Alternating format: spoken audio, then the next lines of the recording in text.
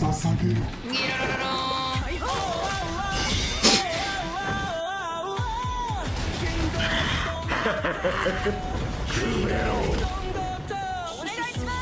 am I looking at? What else, man?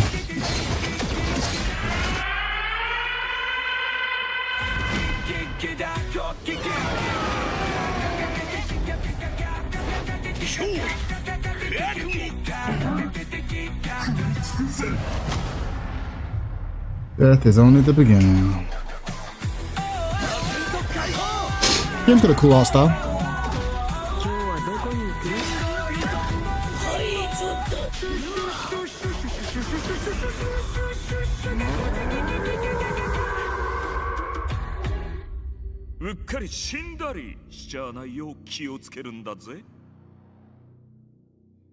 Cool, cool. Hi everyone! お久しぶりです。安心の中村いくみです。Did you miss me? I missed you! I don't know who you are.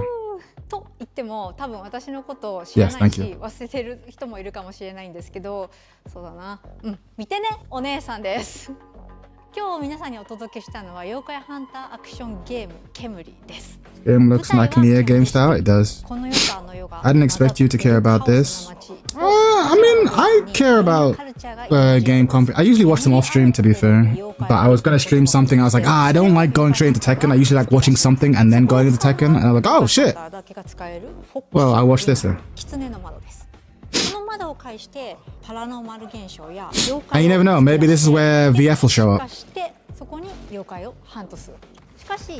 I guess they did some DOA shit on this last time.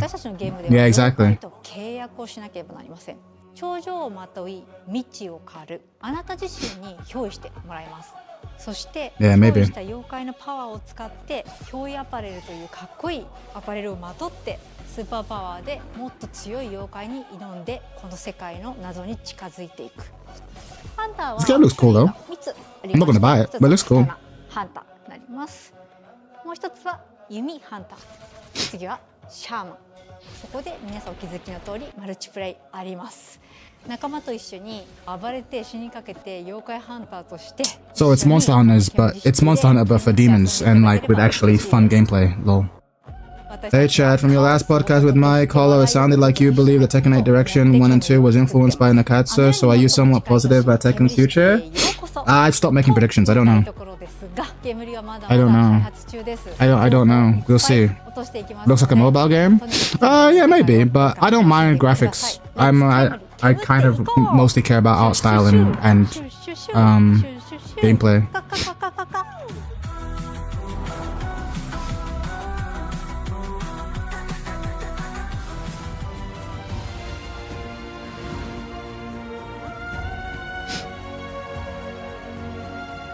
She looks cute. She's adorable. Been halfway across the continent looking for you. Hard woman to track down. It's not Lara Croft.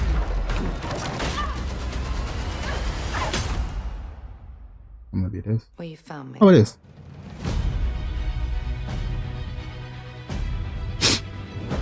Ms. Croft, I hear when it comes to retrieval, you're the one to hire. Remake? Yeah, maybe. This isn't about Yeah, it looks like that. Looks like a remake. Money or making the world a better place. This is a puzzle buried in centuries of silence. I don't play female characters? Damn, even if the game's good? Me as someone who walks past a locked door without wondering what's behind it. There's a reason I can only trust you with this. The TV shows I care like Invincible, I avoid it because of the art style. You know, I hear it. I was never a Tomb Raider kid.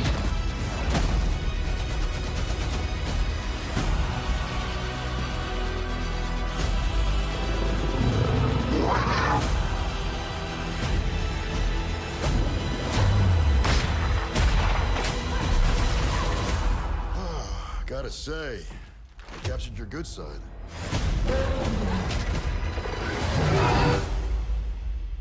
You're you're assuming I've got a bad side.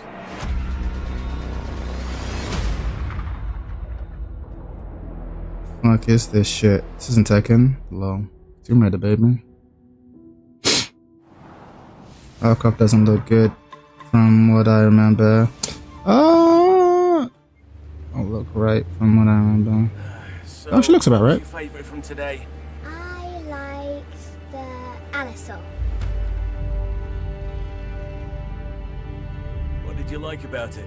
He's big and loud.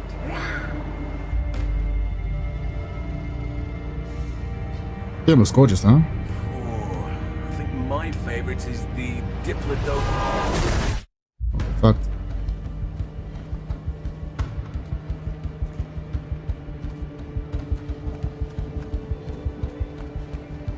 This is a different game? We have dinosaurs, so I fuck with it. Tomb Raider Reduction Surgery Edition. I mean, a lot has changed about her to make her look right. I think she looks great. You need to keep moving. Y'all are just gooners. You have no other choice.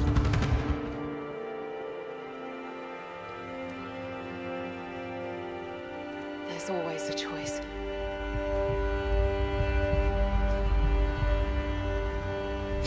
The Lost Wild. Oh yeah, it's a different game. Damn. Year of the Dinosaurs?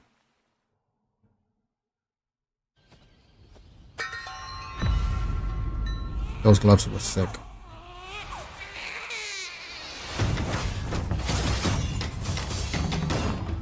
Somehow I knew this was a Chinese game. Like, just from the gloves. Like, this is a Chinese ass game.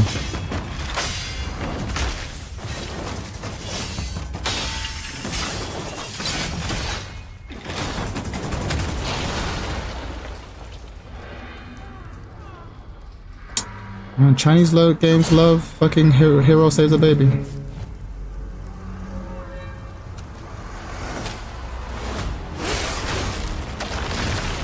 Wow, another Chinese-made Souls game. Alright, say less.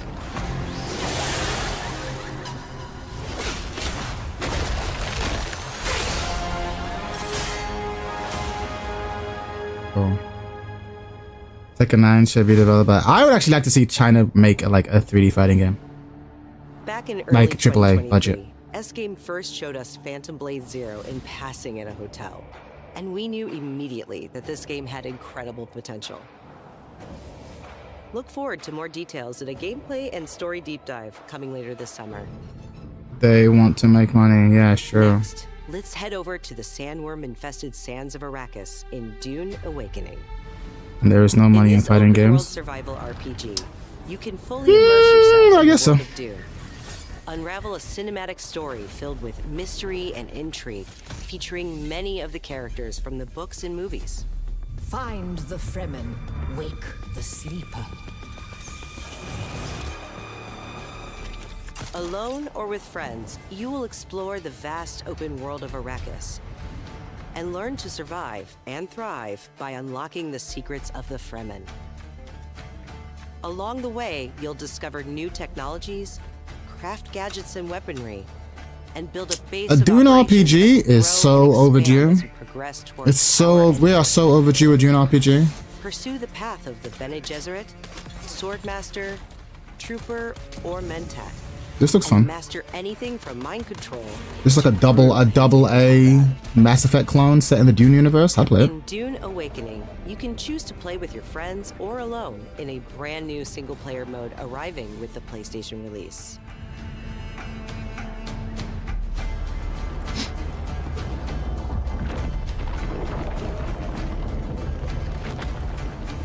Dune Awakening arrives on PS5 on Okay. September 22nd. Seems dope. Pre-orders start today. I'll look into this. The fan-favorite PS2 classic Dynasty Warriors 3 is getting remastered for PS5. Damn, we're going all the way back. Dynasty Warriors 3 Complete Edition Remastered. I was about to say, yeah, 2001, yeah, years ago. That established the foundation of the series. Players can become one of over 40 officers. Whereas Versus Studio, they have nothing to show, bro. 1,000 skirmishes. We're not seeing anything from them across for vast a minimum 2 years. And joining the battle is Zoan, the protagonist from Dynasty Warriors Origins. Damn, he said that without moving his lips.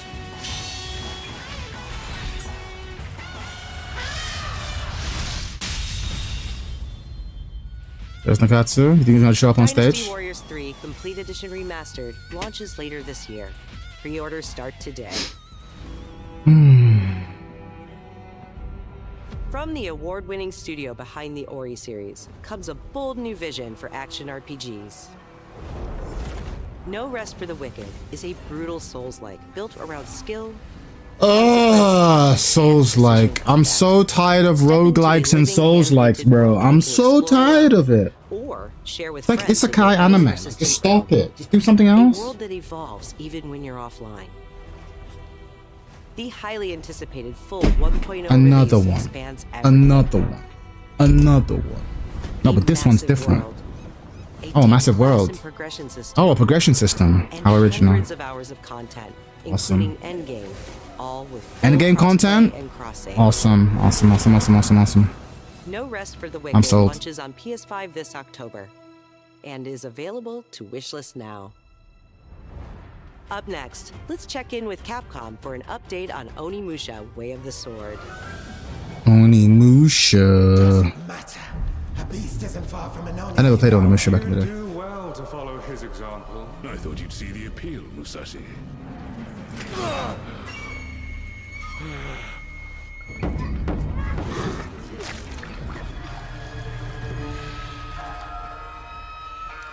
I love Eastern art style, but I'm tired of like fighting monsters and demons and shit. I sense Genma.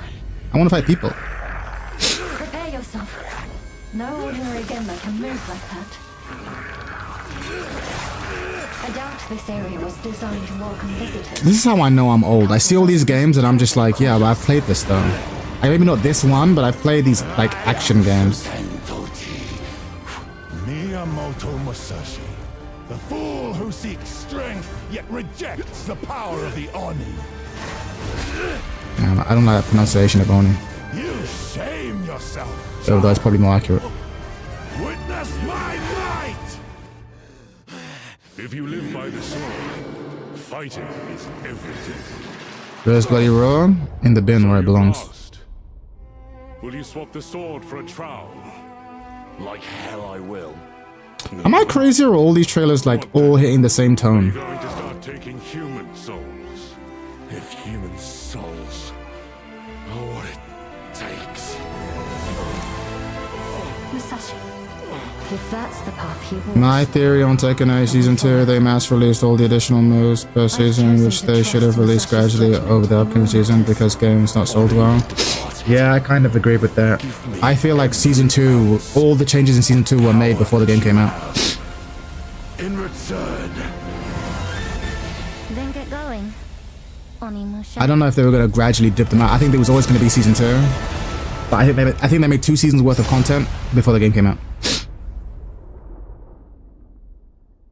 Welcome to Tomb Raider, a remake. No.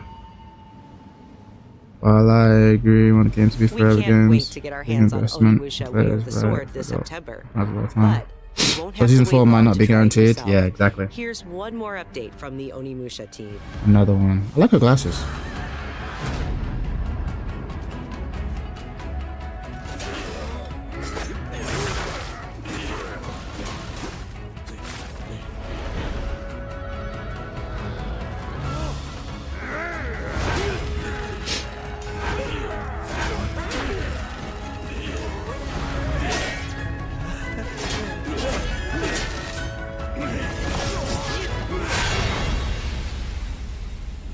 Onimusha. Onimusha. I couldn't care less, but I know that some people are losing their shit right now, so good for them.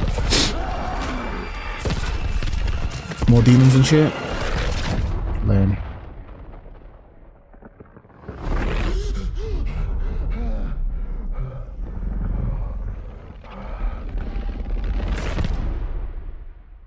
Tekken isn't hard to learn due to any execution. Sold knowledge checks. True. Silent Hill?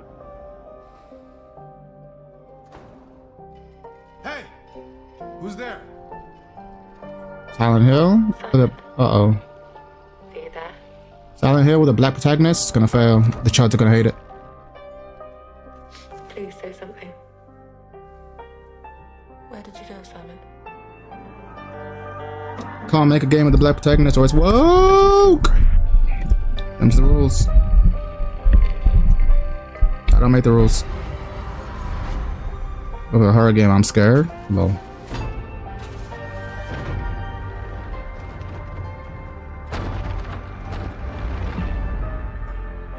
Zoe?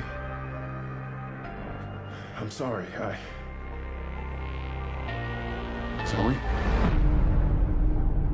What are you doing here?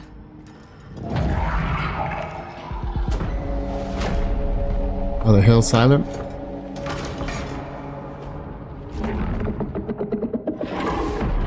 Oh shit, Dino Crisis?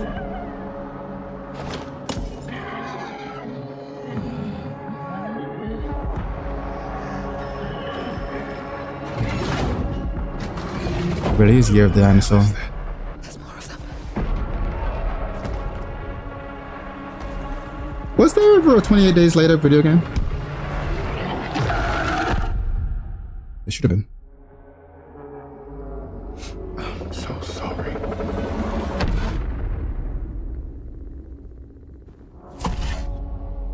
Silent Hill, yeah, figured. I don't trust Konami, bro. The target is the front gate of the capital of our homeland, the Federation of Central Asia. We will storm Ace Combat? and take the capital back from our enemy. Ace Combat, let's go. Central Asia? So you're the next one. That's Ace Combat, yeah. The one whose rear we'll have to cover? Their fake world. The people left Their fake Earth. back on the continent need something to hold on to. Some sort of symbol that inspires hope. We will be in visual range of the land battleship soon.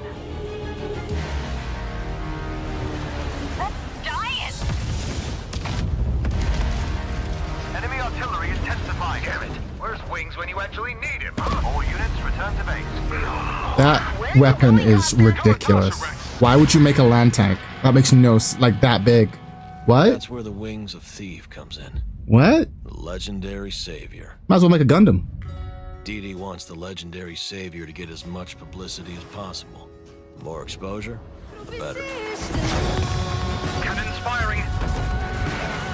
We're gonna be wiped out. All aircraft, pull out. Sorry, Rex. You stay put, Joker One.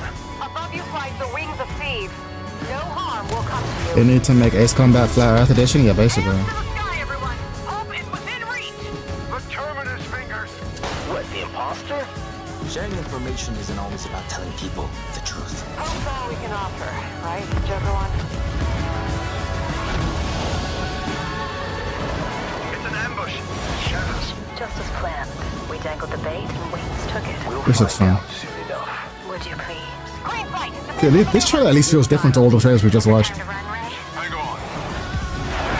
Joker One, down's an enemy.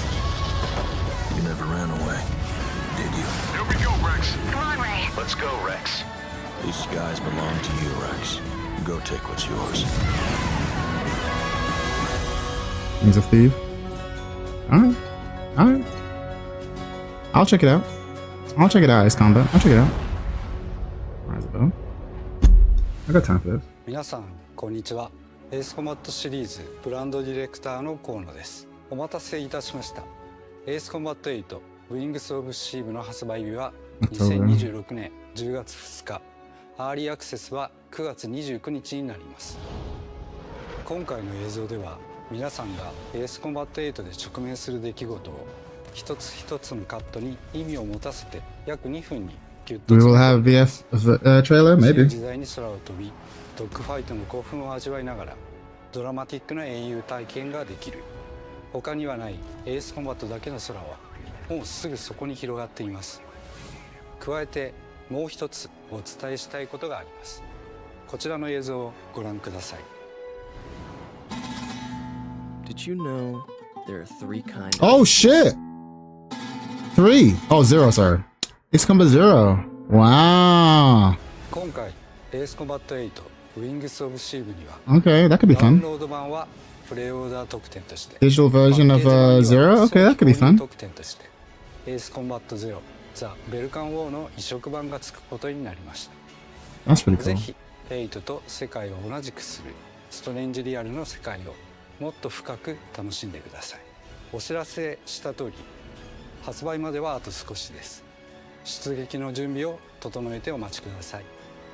ありがとうございました。 The game's still PNG and so nah, I think the game's come a lot further now. Especially now we've seen that trailer. We know there's more now. Now it might actually be a working prototype now. We'll see.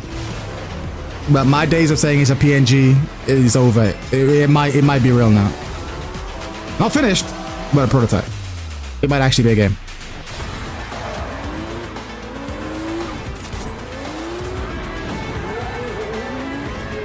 This trailer, again, this is a cool trailer. What is this, new Need for Speed? Oh, this is a good trailer.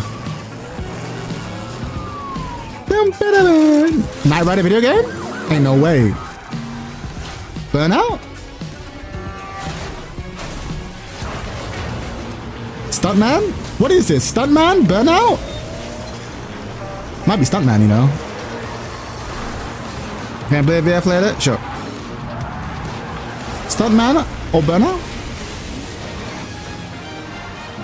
Bro, Back to the Future? Okay, what is this game? I kind of need it. I think it's Stuntman. The DeLorean? Yeah, Stuntman. Great take. Think we got it. Yep, roll playback. Yeah, Stuntman Hollywood. Okay. That's actually a sick trailer. That's actually a sick trailer.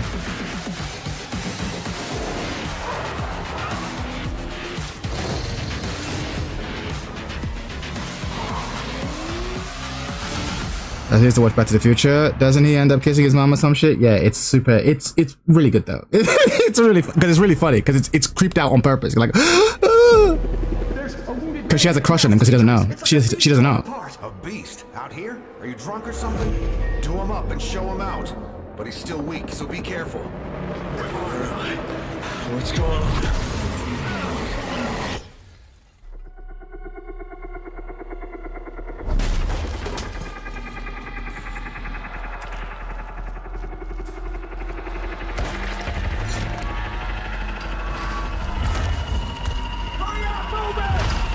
Save your ammo.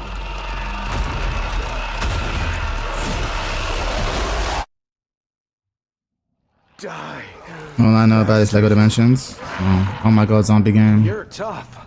Surprisingly lively for someone who just came out of a coma. If you want to survive, you gotta hustle. This game is so cringe. I think zombies are so cringe. I've never liked zombies. You fell from the moon.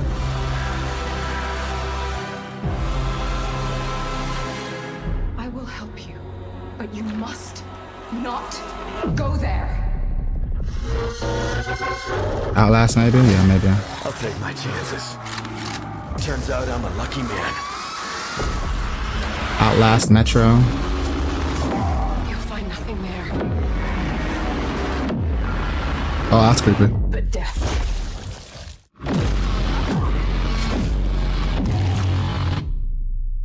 I think like time travel zombies are just overused. No, but even time travel, I think zombies are way more overused than time travel. Time travel is like a broad enough concept. You can do whatever you want. The time travel could be going to the Roman era, time travel could be going to the future, time travel could be wherever, but zombies are just always the same shit.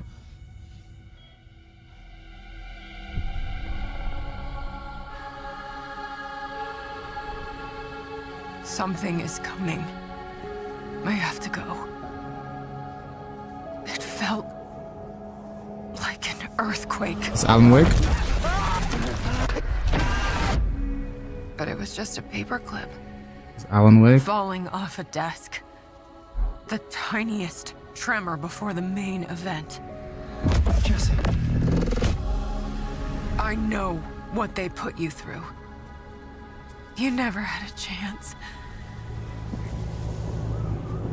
I don't know, what do Remedy Games make?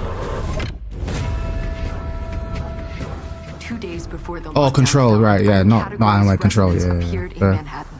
A things stand right now, Dylan, you're our only shot at survival. Department of Control. Dylan, is this the brother of the old protagonist?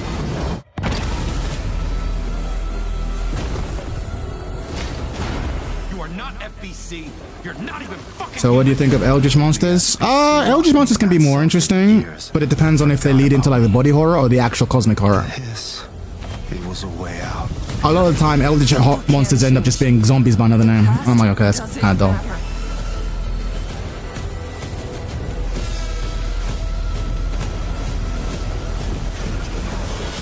It's the main reason I haven't watched Doctor Who. Doctor Who is like, Doctor Who's good when it's good and it's shit when it's shit. But there's good Doctor Who stories. Body horror. Well, just, yeah, oftentimes, yeah, just like weird body horror or zombies and stuff. I'm like, yeah, it's not that interesting. When it's the cosmic stuff, it's fun. We're gonna have a lot of fun together.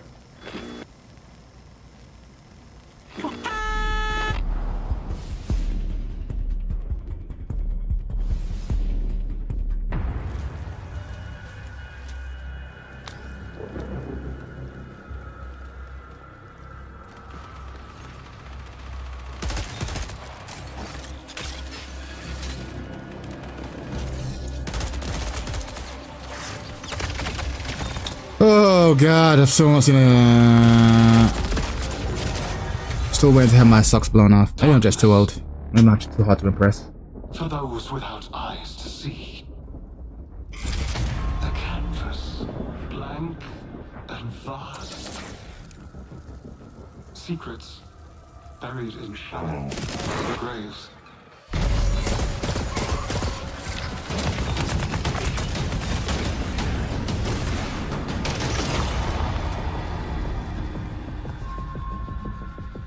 I cried out in my sleep. A warning. This marathon expansion.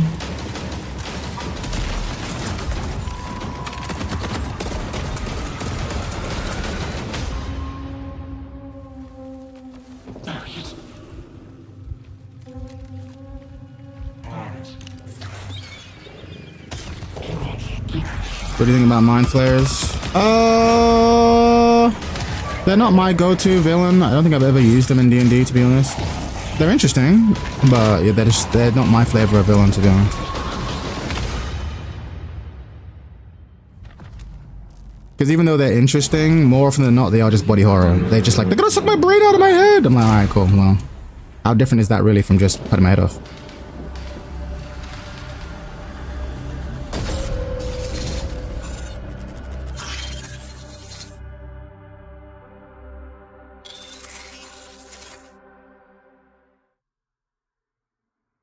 Yeah, basically, yeah, they're just really powerful D&D zombies. The dangerous and cutthroat world of Marathon expands today with its second season, Nightfall. And if you haven't checked out Marathon yet, Bungie announced an open trial period for the launch of Season 2. You'll also be able to pick up Marathon at a discount. Is the discount $0? Let's take a look at what's coming soon to PlayStation Plus. Up first, a beloved fantasy world is finally coming to PlayStation for the first time. RuneScape Dragon Wilds is an open-world survival game where you rise from survivor to dragon slayer. Wow, this game looks budget. Play solo or with friends as you explore Ashenfall, Doki Doki a Literature beautiful, Club. dangerous new frontier in the RuneScape universe, where power is earned and every action deepens your mastery.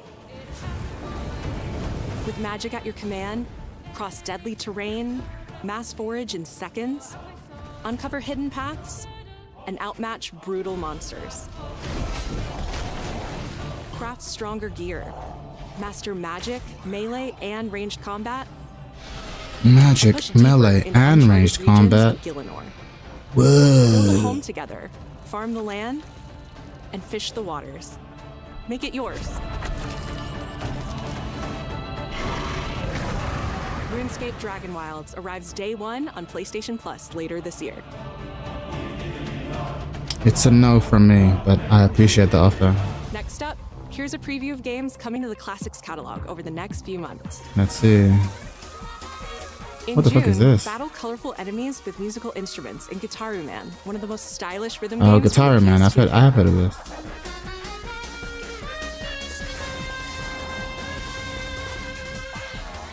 What's next, Fable 4? Let's see. In July, PsyOps: The Mindgate Conspiracy. Yo, PsyOps, now we're talking. This game was a classic. Mixes run and gun gameplay with psychic powers. This is so early 2000s. PsyOps, Jesus Christ, I haven't thought about that game in years. And finally, Onimusha: Dawn of Dreams, a Capcom classic from 2006. Rapper the Rapper riff off? Yeah. In August.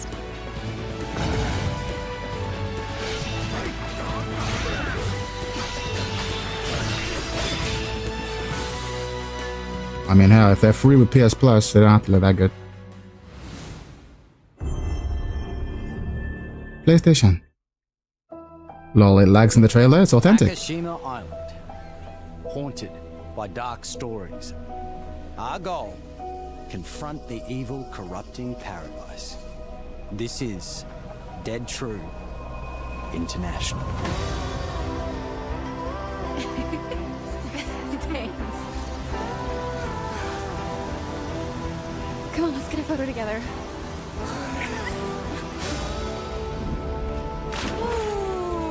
I will not be downloading. You're rotating on that one. A for effort, dude. Who's the buff idiot? Does no one know this guy? This is how villains are made. Is this Dead by Daylight? Not yet, right? Sebastian, I'll be looking out for you.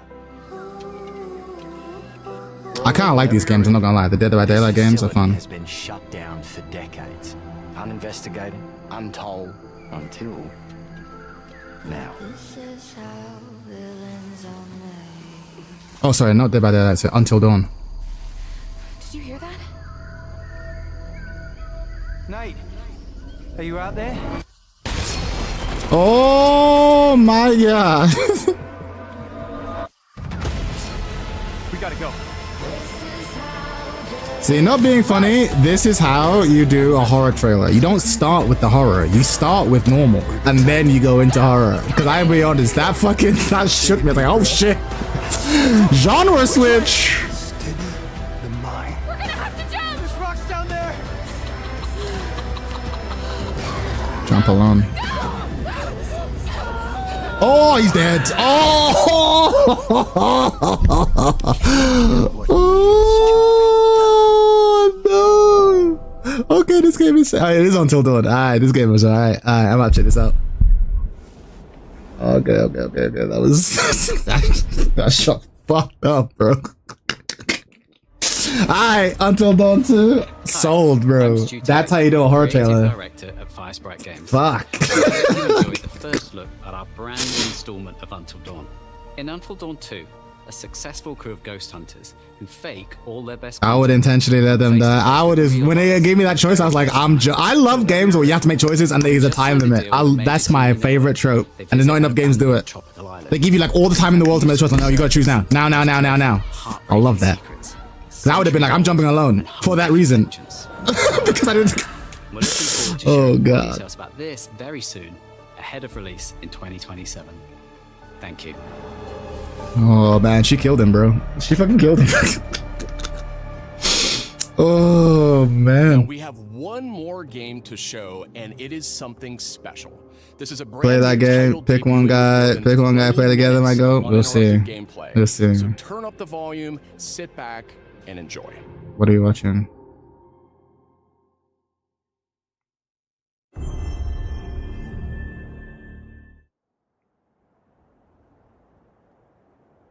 Stranger Than Heaven?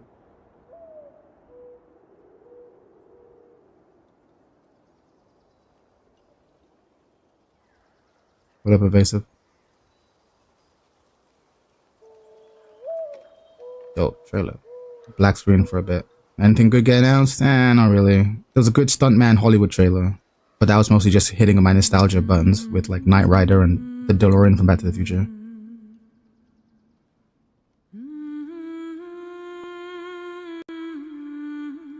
Oh, and Ace Combat looks pretty good. What up, Chan? Santa Monica. Okay.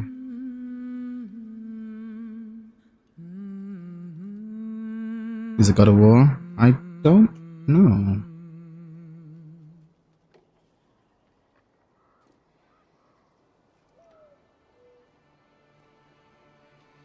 Find your way home. You are free.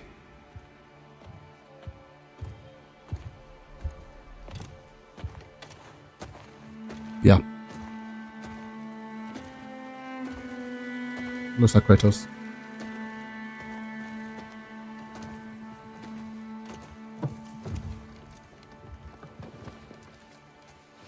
Wasn't a huge fan of the new cast. Yeah, me neither. I thought the games were kind of average. I just watch it on YouTube though. But, like, these are just movies. Yeah, it's a really good. This is a really good movie you got here.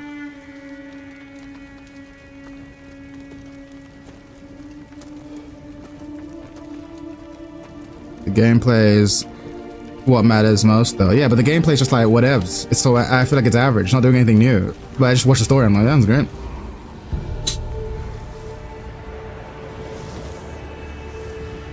And it's not like you have. It's not like you have like. It's not like you have like moral choices. Like the gameplay, the story is the same regardless. New of War was okay. I had mindless fun. Yeah, exactly. But I'm not paying for mindless fun. I'm gonna keep it a buck.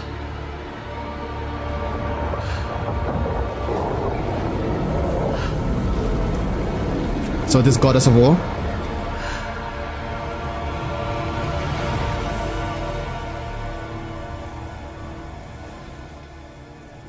The fighting was that good compared to Dark Souls or The Witcher. Wasn't. Yeah, exactly. But even The Witcher, I feel like the gameplay of The Witcher is like fine, but the story is so good. I'm like, yeah, I can handle okay gameplay because the story's incredible. Kratos! If I want a story, I'll find a movie. No, I like single player games. They need to have a good story and ideally let me make choices. The guy, that fucking, what's it called? A Metaphor stole me, bro. I disappeared from the world. I like almost a month. The entire summer break, I was like, this is what I'm doing now. The game was great. Don't tell me I play Kratos' as wife. I heard a rumor that, yeah, you play as his wife. The chuds are gonna hate this. The chuds are gonna hate this, bro. You know my gameplay policy? Oh, man. I can already hear the chuds. Oh, you ruined it! Oh, you ruined my God of War! Give me God of War! Oh, man. And then the feminists are gonna write the articles. Oh, gamers being misogynistic again. It's like, oh, man. The culture war never ends. Oh, boy. Oh, boy. Revving up that 100%. Oh, so many people.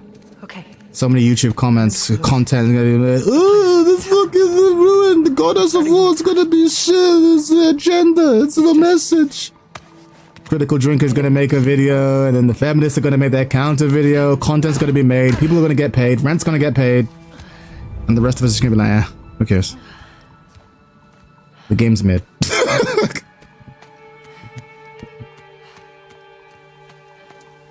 This definitely isn't the light of Alfheim. Dude, I didn't like Final Fantasy 10 2. I love 10 2, I ain't gonna lie. There come the chuds and the down 2 fans. Wanna shut the fuck up 100%. I love Final Fantasy 10 2. That game was great.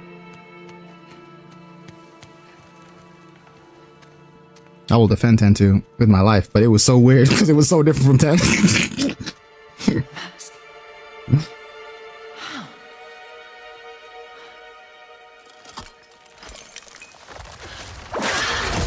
I think the problem is no one has an emotional attachment to her, so it's like, why do I care?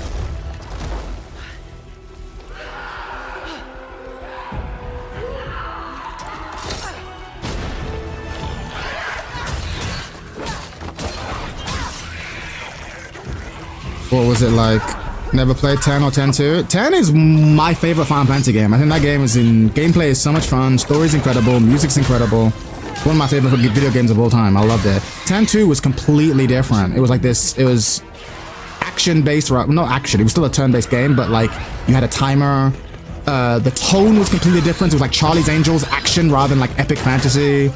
Yeah, you had a mainly different cast. It's completely different energy. It was a completely different energy, which is why people can like 10 and they hate 10 too. I like them both, but they're completely different games. But I love 10 too, I ain't gonna lie. I thought that shit was great. I don't care what you say about Final Fantasy. I hate them all, but you've not played them all, so shut up. Yeah, but after 10, you can get... Well, yeah, 100%. I think that's why people get mad, because you weren't expecting it. You wanted more 10, and 10 2 is a completely different game. Completely different game, saying the same universe. 9 is the best Final Fantasy. 9's good. 9's good. I can understand why you say 9. The only answers I accept for like the best one are like 6, 9, 10. Now, how about a way out? 9's fine. But yeah, you never played 10. So, oh no, you played 10, so it's fine. But I get 9. But 9 is kind of felt like generic fantasy. I've seen it before. 10 was different. I've still not seen a setting like 10 before. My favorite, exactly. 6 is valid. If someone says 6 is their favorite, I'm not gonna argue. Someone says 9 is their favorite, I'm not gonna argue. Someone says 10 is their favorite, I'm not gonna argue. If you say 12, I'm like, okay, get out of here. Yeah, if you say 16, I'm gonna slap you. Guess I'll find my own way from here. And also, if you say 7, I'm gonna look at you sideways. Even though it sold the most. I never played 13 or 15. 13 was bad. You didn't miss anything. 15 was alright. You didn't miss anything. 10 was the last great Final Fantasy. I don't care what anyone says. 14's great, but it's in a different way. I look the way 6 looks as well, though. I've never played it. No, 6 is incredible, but it's a time and place thing. 6 deserves the remake more than 7. Their path isn't safe. But yeah, someone says 6 is their favorite. 9 is their favorite. I'm never gonna argue with them. Yeah, it was. It's still 9. It's the MMO, as I'm saying. It's great, but in a different way. I've only played 7 and the first one. Yeah, 7's good. 7's good. I understand the appeal of 7, but like a lot of people say 7's their favorite. It's like, have you played any of those? And they go, no. 10 is good. I feel like my experience of it carried by the transition from PS1 to PS2 was crazy. PS2, but it's more than that. It's also like the art style, the story, the way the story goes. Like there's a psychological moment where like you spend the entire first maybe 20 minutes in darkness because you start off in Zanarkand at night.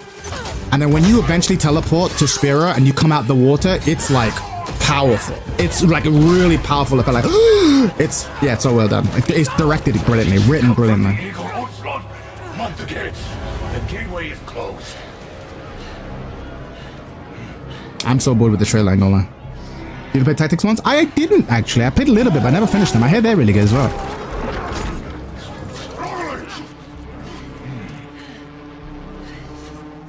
Where should I start if I want to get in Final Fantasy? Honestly, I think Final Fantasy 10.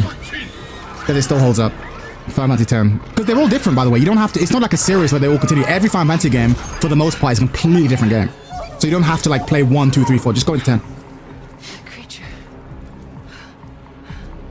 Just stick to Link Nation. Don't listen to them.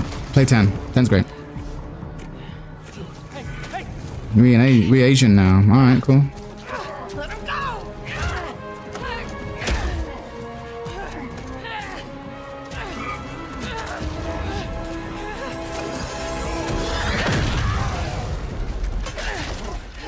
If you're okay with it all, start. Let's just start with 4. Don't listen to him. Don't start with 4.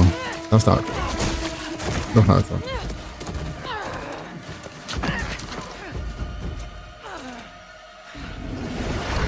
Respectfully, if you want to do a God of War game in Asia, just do Wukong and he's literal fucking fighting through heaven. Once you go Asian, you solve the equation. Just do Wukong.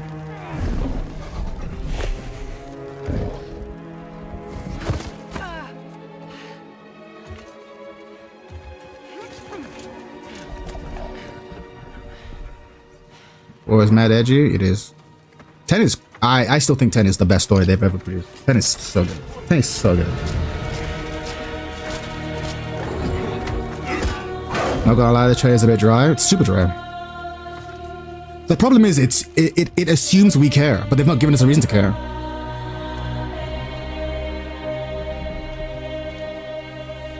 There's lots of like mystical visuals, but like no emotional context. Who are these people? Why do I care?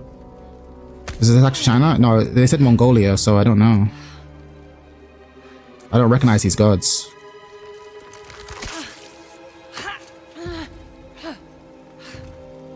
I have no idea what's going on.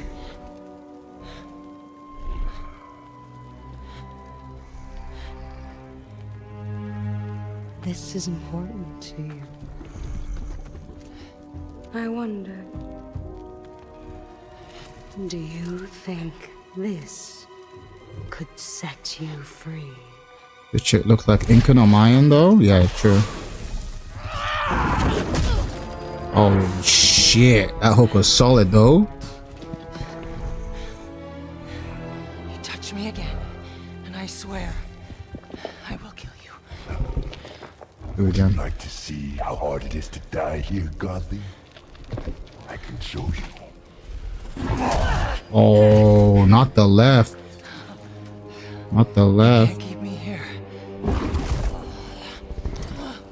The gateway is closed. There is no escape.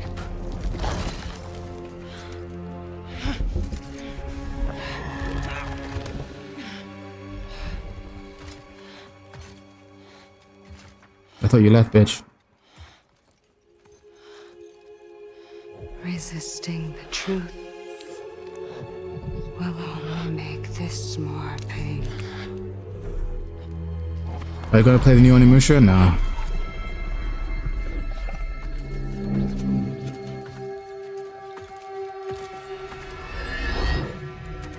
I'm so bored. No, Betsy. I will handle that problem. You. Yeah, this game's gonna flop so hard. Because we're dealing with mythology we don't care. People know the Greek gods, so they have pre-existing emotional attachment to them. Fewer people, but still a lot of people know the fucking you know, the Viking gods. Who the fuck are these people? Sekhmet is Egyptian, I hear it, but like, who are these people? Like, people don't have the same emotional attachment to the gods. At least not in the West, I should say.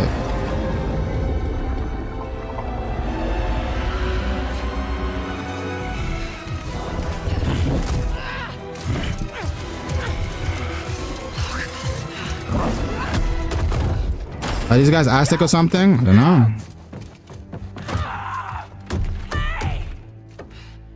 This is going for too long. Yeah, because they think we care. They've not earned it. They've not earned it.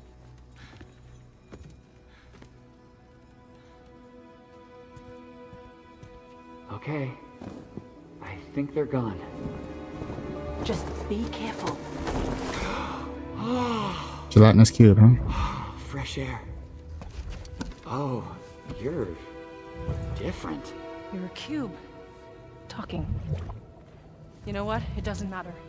How do we get out of here? Yeah, we've tried. There's no way out. And you're a talking sword. I'm not the sword. I'm the ribbons, obviously. And my name is Rue. The cube is Frank. Oh, this is so cringe. I'm Faye. There has to be a way out of here. A way out? But you're not even all here. Of course I'm not here. I'm dead. You have to be dead to come through the gateway. It's like you're holding something back. This isn't working. They were speaking Mongolian first, so I imagine the impact of Asian and African gods, yeah, maybe. But my point is just, as an audience, I'm like, bro, people don't care. Sekhmet, yeah, maybe. Afterlife of the gods. Great. So, what's the plan, boss? Not your boss, Frank. You just met me. That Why are you calling me passed. boss? That's why you're trapped. Yeah. Wait, you made that big explosion happen, right? Could you do We that? found our comic sidekick, yeah, I guess so.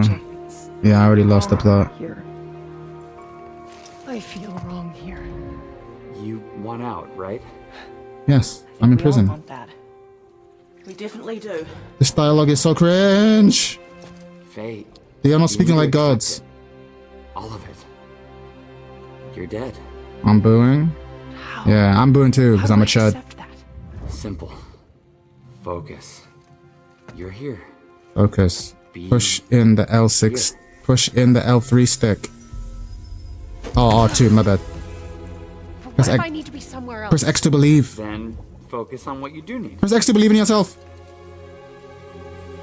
Press R2 to believe in yourself. It's like Disney writing? Yeah, it is. R2 to believe in yourself! Find your way home. Hey, that's it. What were They you wrote a thinking? comic book about Kratos fight the ancient gods now. Maybe this leads into that with Shannon? Yeah, maybe. Hey, we'll take it. Now let's get out of here. Wait, it's today? No. Get ready. We're in the future, aggressive. It's tomorrow. Wait, not a good idea. Bad idea.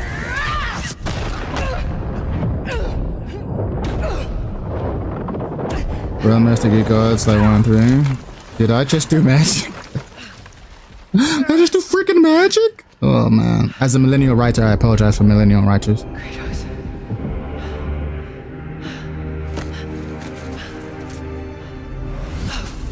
Kratos.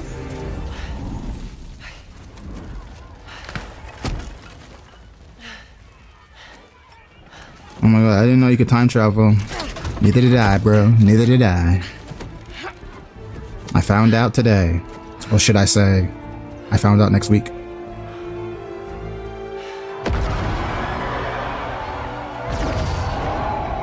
Bro, there's been so many Souls-like games. Why the fuck is Kratos there? Brand marketing, bitch. I was just about to say it was giving Forsaken vibes. Yeah, it is. Rue? I think you should give her the I'm not sword. even sure. I'm not watching the game on YouTube 100%. I'm not sold. How do I know I can trust her? I'll give it back.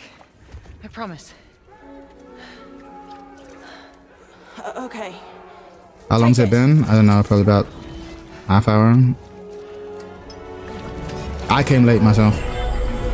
I can't take this game seriously, bro. I can't take anything seriously, bro. There's nothing godly about the conduct of any of the characters in this.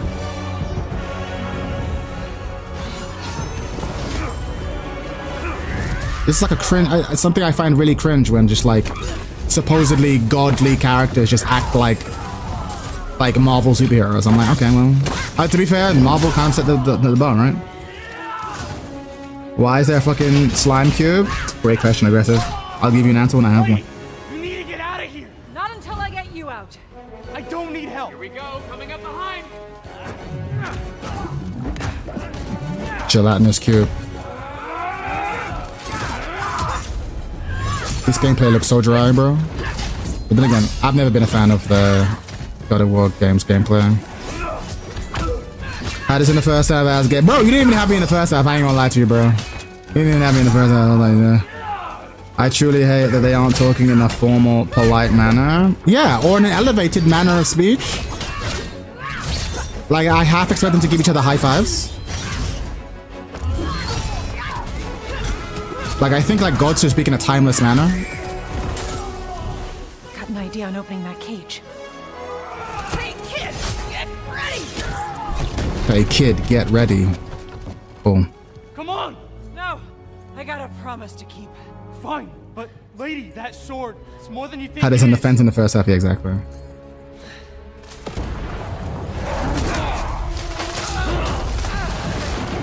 This is a God of War spin-off? Yeah, it's the next God of War.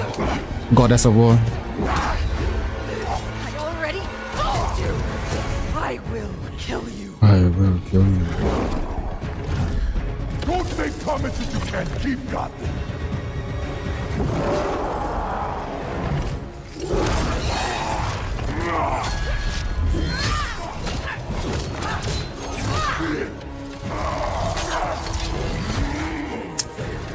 Spoilers, he won't die, yeah. I'ma keep it a buck. I'm most looking forward to just reading the online reactions and just like the fucking unhinged chuds and like the equally unhinged defenders who are like, this is the most horrible thing because female protagonist, which is not true. And then the people who are like, this is the best thing ever because of female protagonist, also not true. This thing is dry. This thing is dry. Wish you could play as a cube. Relax. Relax. Why is it so long, man? That's what the ladies ask me. Kappa. They will mod Kratos in again. Yeah, they'll mod Kratos in again, but then the mod will get banned off a mod Nexus. And then there'll be another article written by both the chuds and the anti-chuds. I hate the internet sometimes. Okay, I love that meteor attack. That's very sexy. Dried and Popeye's biscuit, 100%. I don't give up. Check out the BBC. Oh god. Let's go. Oh. Pause. Pause. No, BBC, British Broadcasting Corporation. How long is this motherfucker's health bar? Facts. This dialogue, bro. It's so bad. It's so. This is what I'm saying. It's so bad. The dialogue is so bad. They're talking like millennials.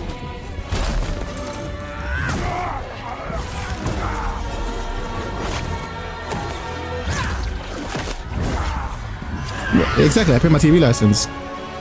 Why is it called God of War? I guess Goddess of War would have been too much. Love it.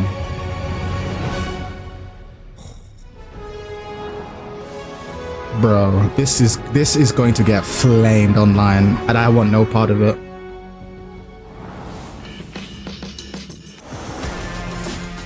Is that the end? Yeah, that's the end. That's everything.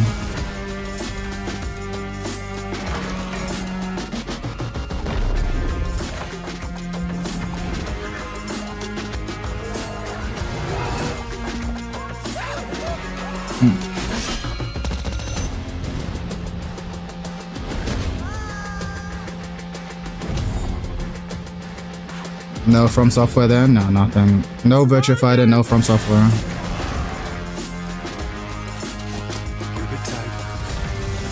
Oh, Before Dawn 2 looks alright. Oh, Until Dawn 2 looks fun. And Stuntman looked good.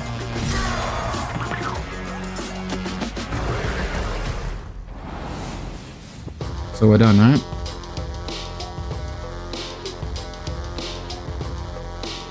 They saved the straight sleeper for the end.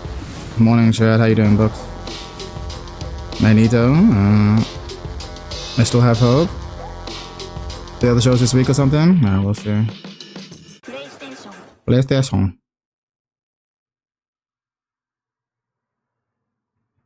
Alright. Well, you know, I didn't completely waste my time. Know what I'm saying? Wasn't a complete waste of time. Wasn't the best though. Oh shit. Man, the internet is going to shit. Oh, let me tell you what's gonna happen. Are you ready? You ready? You ready? Here's the play. And you know I'm right. Who's gonna go first? The chuds are gonna go first. Oh my god, they're replacing masculine Kratos with feminine LaFay. Oh, it's the worst thing ever. Then some motherfucker over at Jezebel's gonna be like, the fucking misogynistic gamers are at it again. Hating on LaFay, which is clearly gonna be the greatest thing of all time. And it's just gonna be a shit show. And fucking Asmongold's gonna make a video talking about it. It's gonna get millions of views, and then people are gonna react to it, and it's gonna be like, oh god. Oh god. And then you know what? Here's my special bonus pick. The voice actor who plays Kratos is gonna be like, if you're criticizing the game, then you're not a real fan. And then everyone's gonna hate on him for trying to defend the game. And people, it's gonna be a fucking mess, broskies. It's gonna be a mess. We'll get Steam charts when it comes out. It's dead! It's fucking dead! Even though it isn't actually gonna be this. Could be doing just fine. Gonna be doing exactly what everyone else wants. And it's just gonna be... VA Creator seems like a funny guy. Yeah, but he's totally gonna do it. I can totally see it. He's literally just gonna be like, if you hate on this, you're not a real fan of the games, and the Cheds will make it's so over. Yeah, it's so over. That'll be the text on the front of Asmongold's video. You already know the deal, bro. You've been on the internet long enough. You know the story. And the game will sell fine because they all sell fine, but it will sell less it will sell less. And so everyone will go away.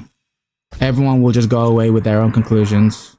With the same conclusions they had when it first came up. Totally unrelated though, Chad. You play chess? No, I don't play chess.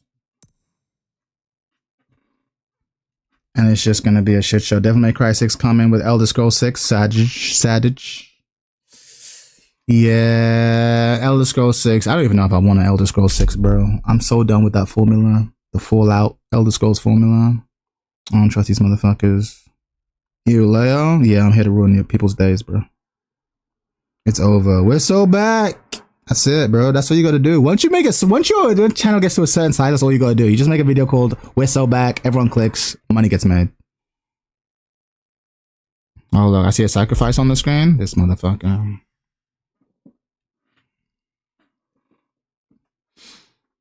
We're so back.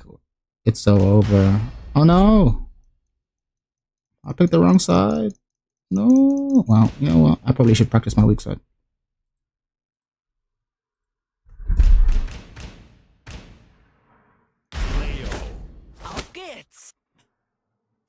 Sacrifice Leo for Michelle? How dare you?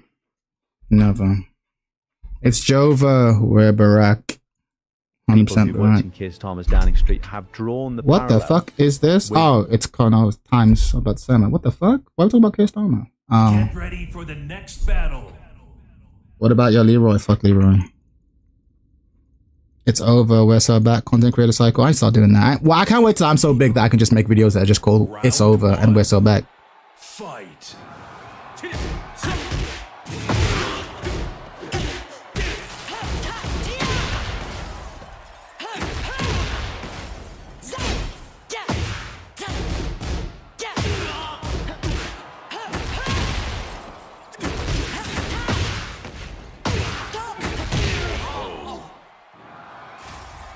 The "We're So Back" arc. Oh, I was trying to backdash and I walked into. I need to pay attention to what's happening on my screen. I'm not Jin.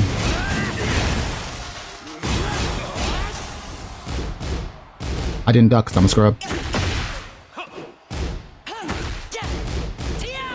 I did finish the stream because I thought you were a scrub, but you're not.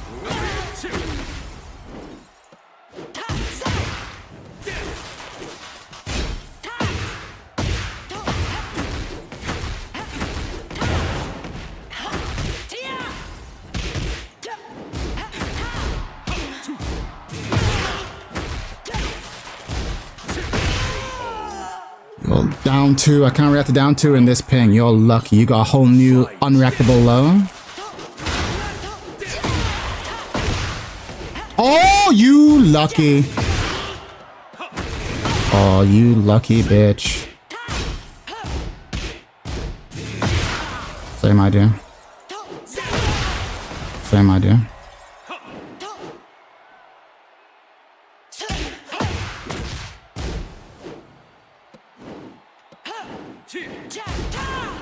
Fuck.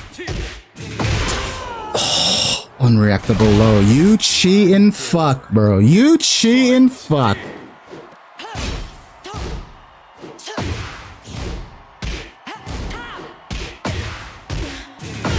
You cheating fuck.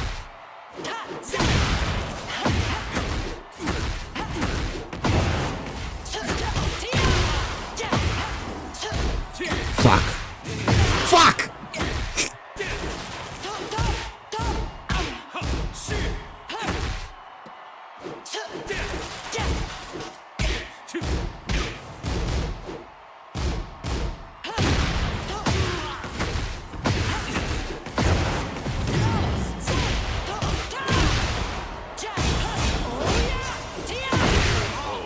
You cheating fuck. Final round. Fight.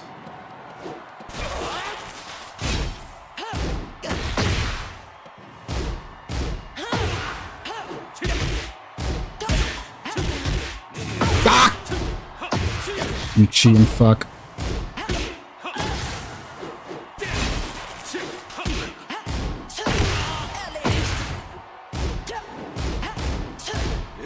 Ah! Nice combo, asshole.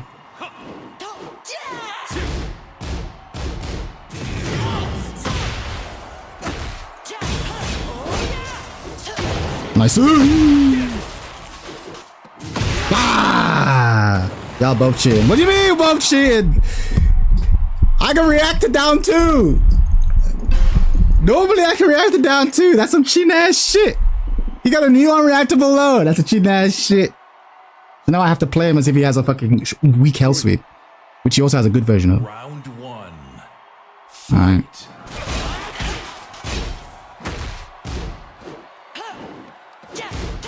Fuck!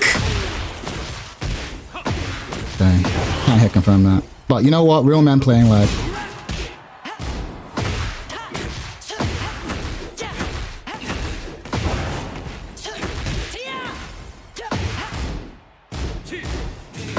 Oh!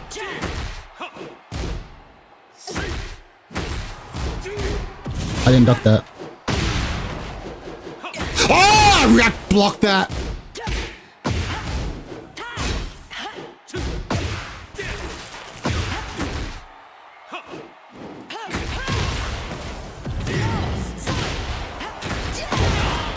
Watch this cutscene, you little whore. He's been labbing. He's been labbing. Watch this cutscene, you whore. Round 2. I was cooking when I was on my good side.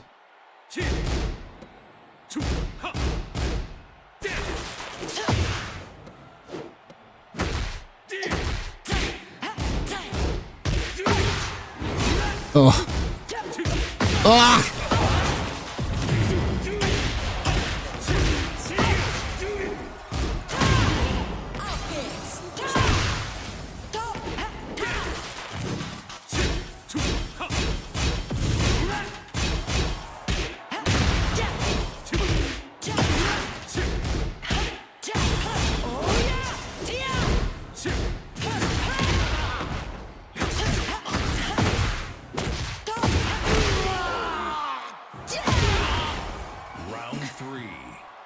Fight!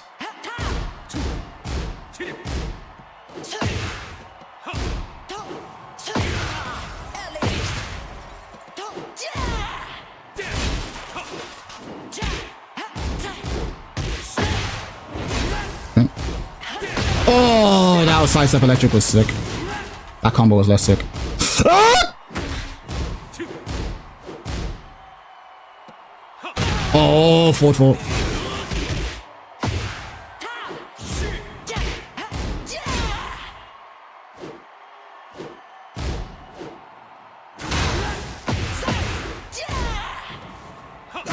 Oh. Ah!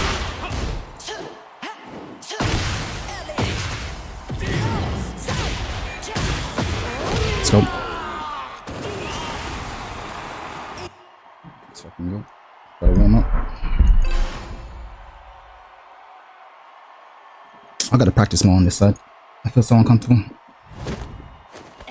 Round 1. Fight!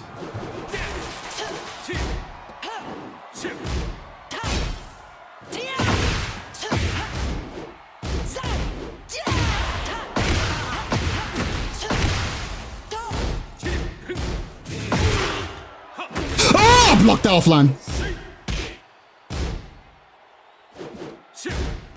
Oh, I blocked that offline.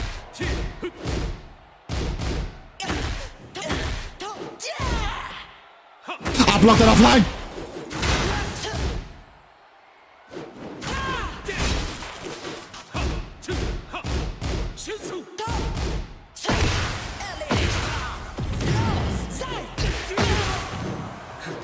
Oh!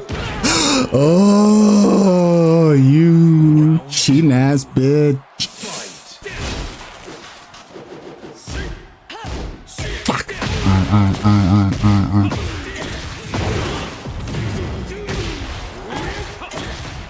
Oh. Nice.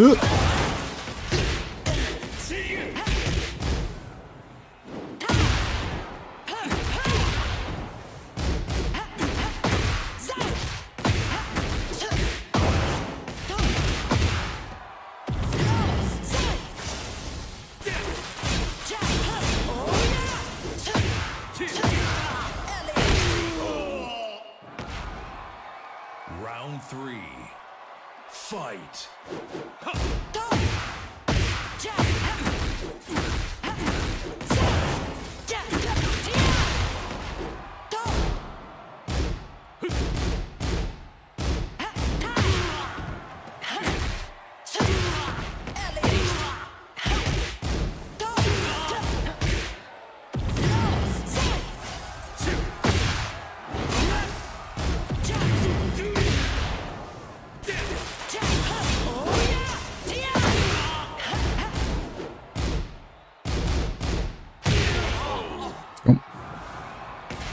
Round 4.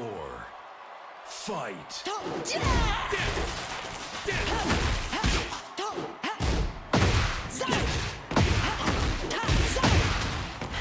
Oh!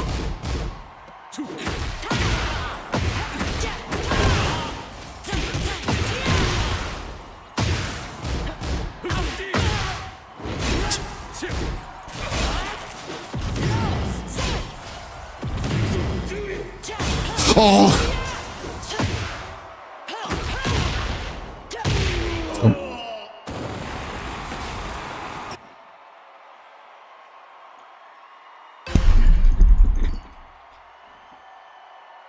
Let's lock the fuck in. Ooh. Round 1. Fight.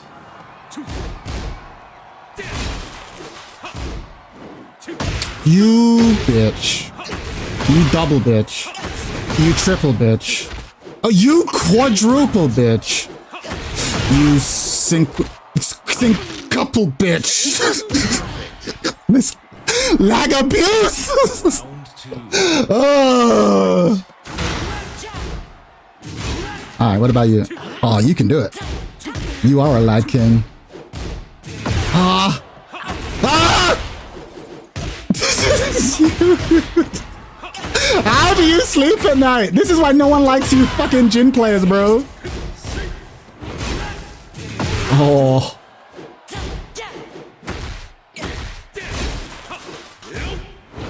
No one likes Jin players, bro. No one likes Jin players. You laggy Jins. How do you sleep at night? Honest question. Honest question, bro.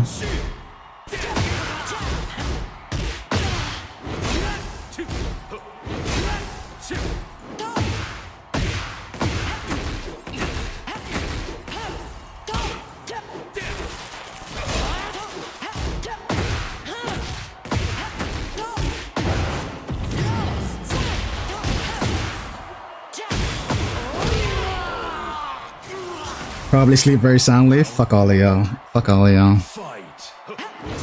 Fuck. Oh! I fell for it. I'll give it up. Ah! Ah! Ah!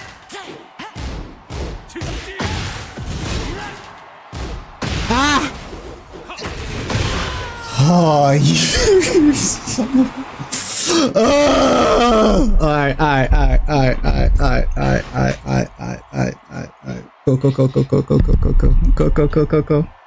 Go. Lag abuse. I see it, Jim. I respect it.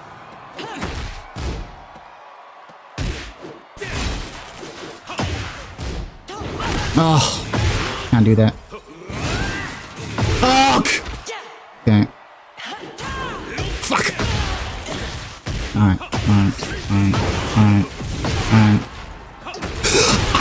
That one specifically, I took that one. Some of the others have, maybe not. That one. Oh, that one hurt. I ain't gonna lie. That one I didn't block.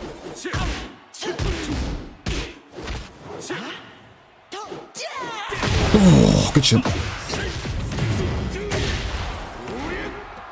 Oh.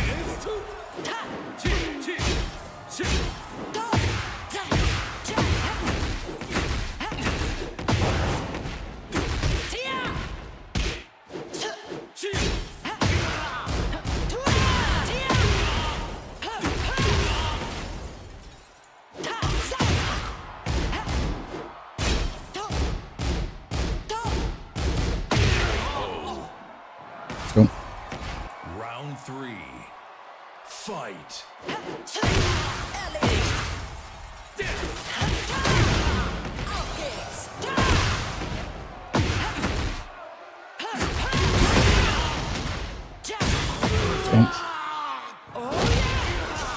Round 4. Fight.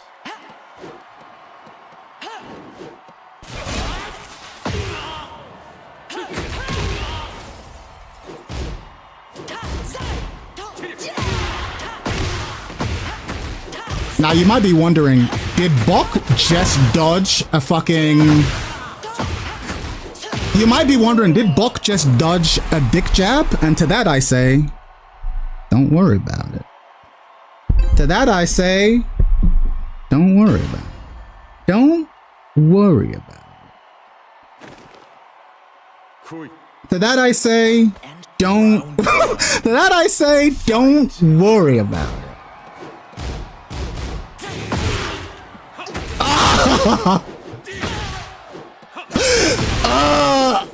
This is the last game. I fucking... Okay.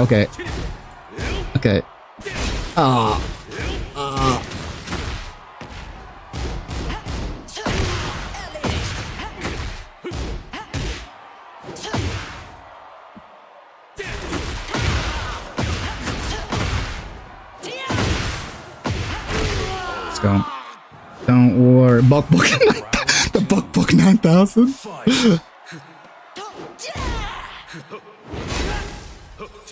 My legs. Oh, plus. Ah!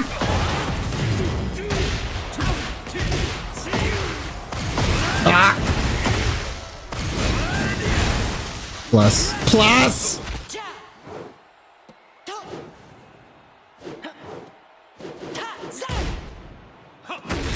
That one I blocked!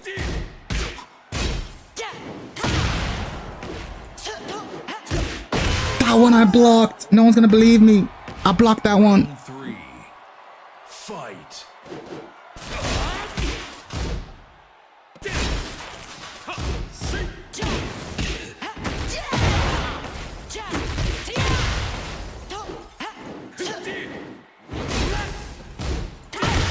Fuck.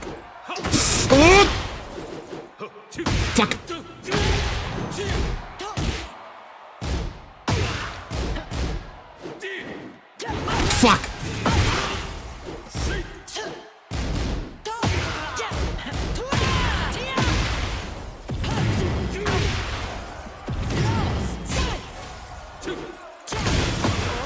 Fuck you.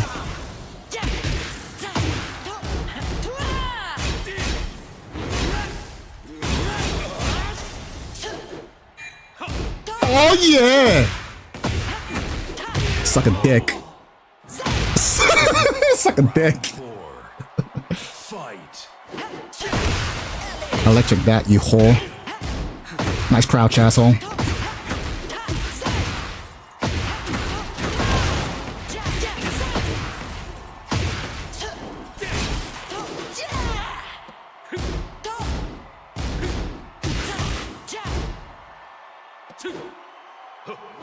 Nice.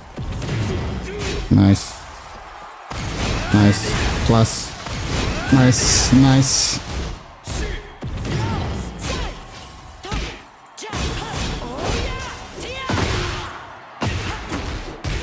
Suck my dick! We're done. We're done here.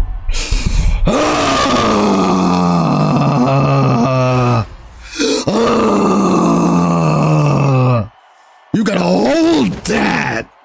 I gotta read that. I'll read the super chat in a second. You gotta hold that.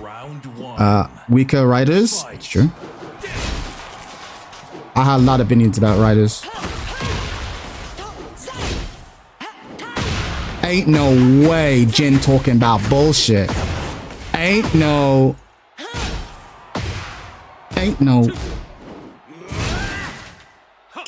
Oh, that one I blocked. Nice. That rage release. That one was personal. That one came from the heart.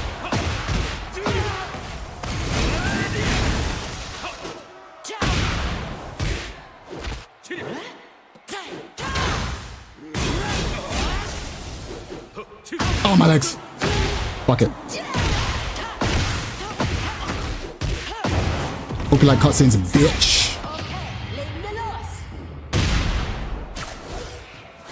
You believe the idea that peaceful times make weak men, weak riders? Potentially, but it's no, he's alive! No!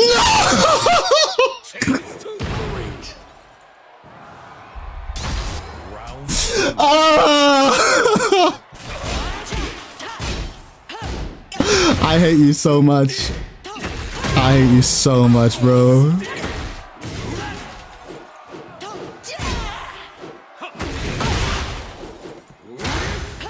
Now the lag's getting worse.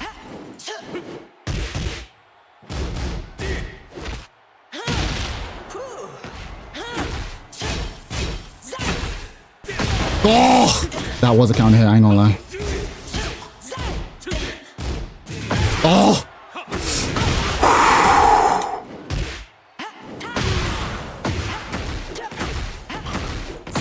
I wish I could make you watch the cutscene. I wish I should have ended the early and just make you watch the cutscene, you cuck.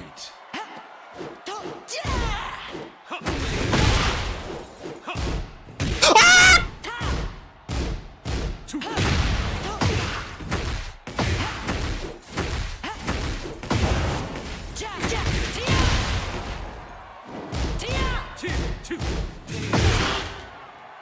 You cuck. You cuck. You cuck! You cuck! You cuck. You cuck. You cuck! Round 4. Fight. Fuck!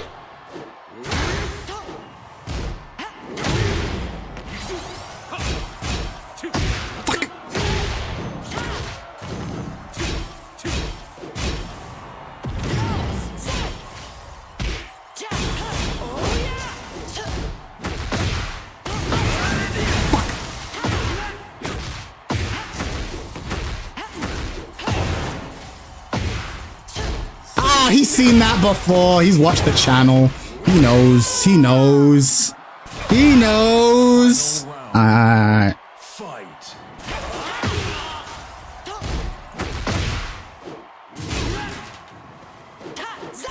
Yes.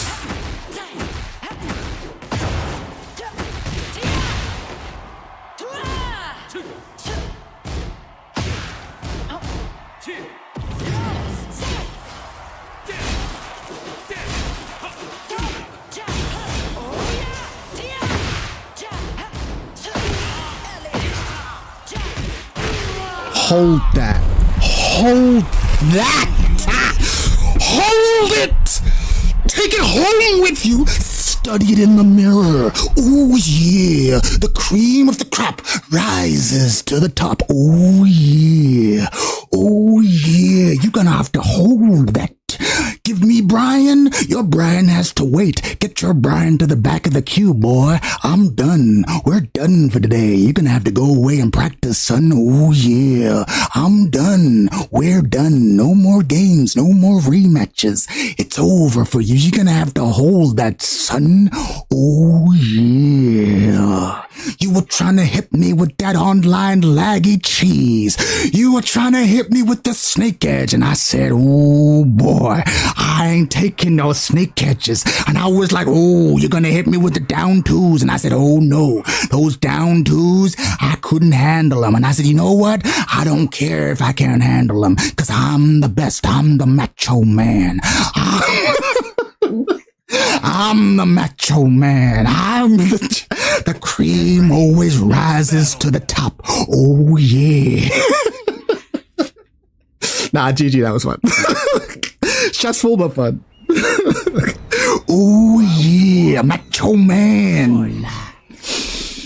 I made you go crazy. My day one gin. Hey, if that's your day one gin, it's actually solid as fuck. I go fucked up. I ain't gonna lie. I was stressed out. I was like, oh, how do I handle this? I'm gonna hit my lows that normally I could block. Just what Jin does to the motherfucker. Oh yeah, I lost my mind, but I found myself. Have I gone crazy? No. Anyway, Johan, you gave me a message. You believe idea that peaceful times make for weak men and weaker writers? I think the internet's just making writing culture spoil like milk. I think it's deeper than that. I think the writing quality is a reflection of culture. I'll give you an example, right? So in Britain, British comedy used to be really good. But at the same time, British comedy was often written by our elites. It was written by men and women, but mostly men who went to like Cambridge and Oxford. So it's very highbrow, very intellectual.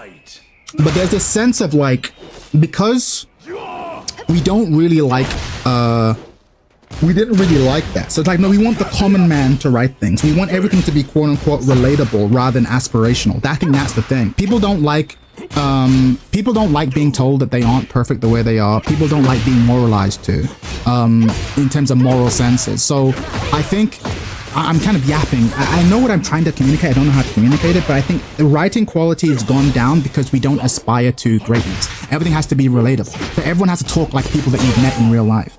Even like Bridgerton, which was like a really good period drama, is like, it's a period drama because it's so relatable to us. I'm like, no, but period dramas aren't supposed to be relatable to us. They're supposed to be like distant, and they speak differently and act differently. Even our Marvel superheroes, they all kind of sound and speak like us, but just with superpowers. So I think it's more of our moral sophistication has gone down, and as a result, our writing sophistication has gone down as a result. I think it's kind of degradation of culture more than anything.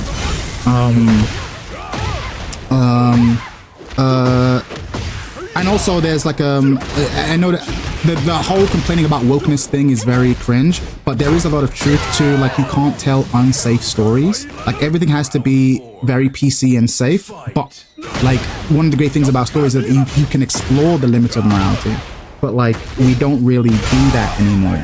So simultaneously we've become less.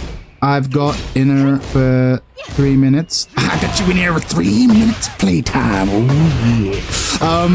So I think, let me give you more concrete examples, because it's a great question and it deserves an answer. Also, you pay, so I have to give you a really considered answer. Give me a second to really, now that I'm not playing Tekken, actually just thinking about it. Okay.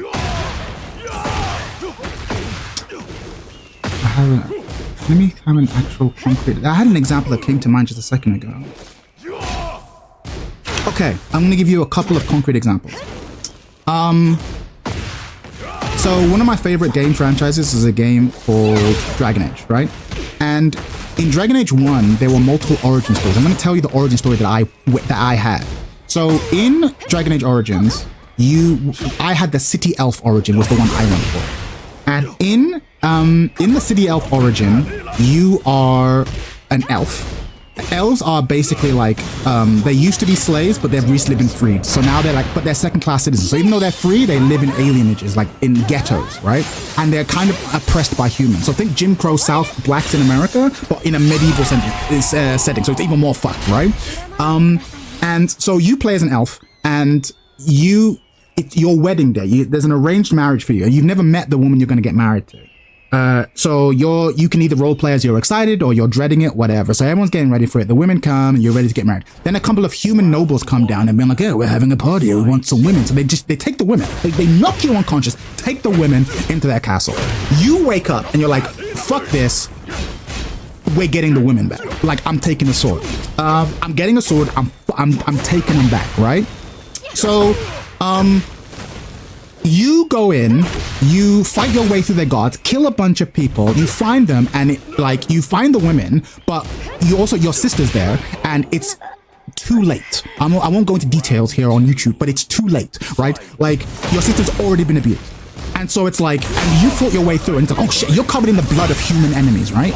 And you are just like, and she's like, "Please don't kill me, please don't kill me." And I'm like, of course I killed him, right? Of course I killed him, right? But the thing is, this is the opening act, Dragon Age Origins. This is the beginning, because it introduces you to, this is a world where racism is real, slavery is a thing of the past in our realm, but still happens elsewhere, where there's like cold tensions, and I roleplayed the rest of the game as just an elf that hates humans, right? This is like a really dark setting. Fast forward over 20 years, and the new Dragon Age game comes out, and there's literally, I'm not exaggerating, there is a section where a member of the Kunari, who's like this very bestial race, is basically lecturing you on the correct use of pronouns. Right? Now, again, I'm not against pronouns or whatever, but like, this is how far we've come. We had like, that company had the audacity to tell really dark stories exploring like the real messiness of human nature. Racism is a part of human nature. Slavery is a part of human history, right? Like tensions. It had the confidence to let players explore that space. Whereas Dragon Age, the Veilguard was very like HR approved. Everyone has to have the same opinions that one might have at a startup in Silicon Valley. So we're refusing to think outside. We don't really let anyone think or behave outside of a very narrow behavioral band. But one of the key aspects of stories is about exploring behaviors and thoughts outside of that behavioral band. But nowadays, if you want to write a book, you have to go through tons of sensitivity writers, right? And Hollywood often won't produce anything that doesn't kind of fit within a narrow band. Yeah, I think this more than everything is like everything's going Disney, right? Everything's going Disney in LA, and that's the tragedy. That's why the writing quality has gone bad, because you're not allowed to explore outside of this very narrow band, because basically we have this culture that says these are the culturally approved beliefs, ideas, and behaviors, and you can't write a story about a protagonist that does anything outside of it. So that's a large part of the reason. So, but then again, does that have anything to do with peaceful times? Yeah, probably. I think the fact that we're living in peaceful times allows us to tell ourselves lies about human nature and pretend human nature is a lot cleaner than it actually is. So, yeah, I know that's a rambling answer, and hopefully it's somewhere in there I answered your question. But yeah, it's a bit of a shit show, and I'm not a fan. I mean, it's also why the best stories are happening elsewhere. Last YouTube crashed while I was listening, so I'm late, but thanks for the yap. I like the subject, yeah, I think, no, I appreciate it. No, I think about this a lot. I think about stories in general. And, yeah, it happens on all levels. Like, for example, I'll give you an example, right? So I write for historically I write for children's television. And we were doing this thing where there was this idea, I can't talk about it because it might still get made, but like, we were talking about like reimagining old fables in like a modern setting, which I was a big fan of. And I told them that this old African fable that I've always loved as a kid, and I thought would be great because a lot of Western kids would probably appreciate it. I'll give you a short version, but basically, once upon a time, Nancy the spider is sitting in the forest, and an elephant comes and he sits on it. Bang! And he goes, "Get off me, you spider! Get off me, you stupid spider!" And he gets up and he goes, "Oh, I'm sorry, Mr. Elephant's like, "Oh, I'm sorry, Mr. Spider. I didn't see you there because you're so small and puny, and you're so weak." You know, he's making fun of him, and the spider gets annoyed. He goes, "I am just as strong as you." But you know what? I'll prove it to you. I challenge you to a tug of war. And the spider, how you doing? Counter. Appreciate you. And he challenges the elephant to a tug of war. And the elephant laughs his fucking ass off. He goes, "Oh, you, a mere spider, challenge me to a tug of war? I'll take your challenge, you fool." And he goes, "All right, fine. I want you to go over there. I'm gonna make a web, ties a web around its trunk, and says, I'm gonna walk off into the forest, and when I start pulling, the tug of war is on." And the elephant goes, "All right, don't say I didn't warn you." So the spider goes all the way out, goes into the jungle, and he walks all the way out to the sea. He walks out to the ocean. And he yells out, "Oh, hey, Mr. Whale!" He calls out for a whale. Whale comes forward. And he goes, "Mr. Whale, I think I'm stronger than you. I think I'm 10 times stronger than you." And he goes, the whale laughs at him. "You? Stronger than me? You're a spider, you're tiny, you're stupid, you're puny." He goes, "Oh yeah, I challenge you to a tug of war." You see where this story is going. And he goes, "All right, cool. I'm going to tie this around your fin, and I'm going to go back into the forest, and when I pull, the tug of war begins." He goes, "Okay, cool." And so he stands there, he walks back into the forest so far away that neither the whale or the elephant can see him. He pulls both ends, and now the elephant starts pulling, and then fucking the whale starts pulling, and the elephant's like, "Oh my god, the spider's stronger than I thought," and the whale's thinking, "Oh my god, the fucking spider's stronger than I thought." Little do they know they're fighting each other. Eventually, it ends up being a draw. Like neither of them can pull each other, and they both just get tired. And eventually, the spider kind of comes over and goes up to the elephant and goes, "Okay, now are you finally willing to admit that I'm just as strong as you?" And the elephant goes, "Oh yes, yes, I admit it. You're just as strong as I am. I'm sorry for making fun of you. And he does same to the way. Anyway, hopefully that story wasn't boring. But it's a fun story, and obviously the moral of the story is like being strong is good, being smart is better, right? Great story. Anyway, I tell the story, and everyone in the room loves the story.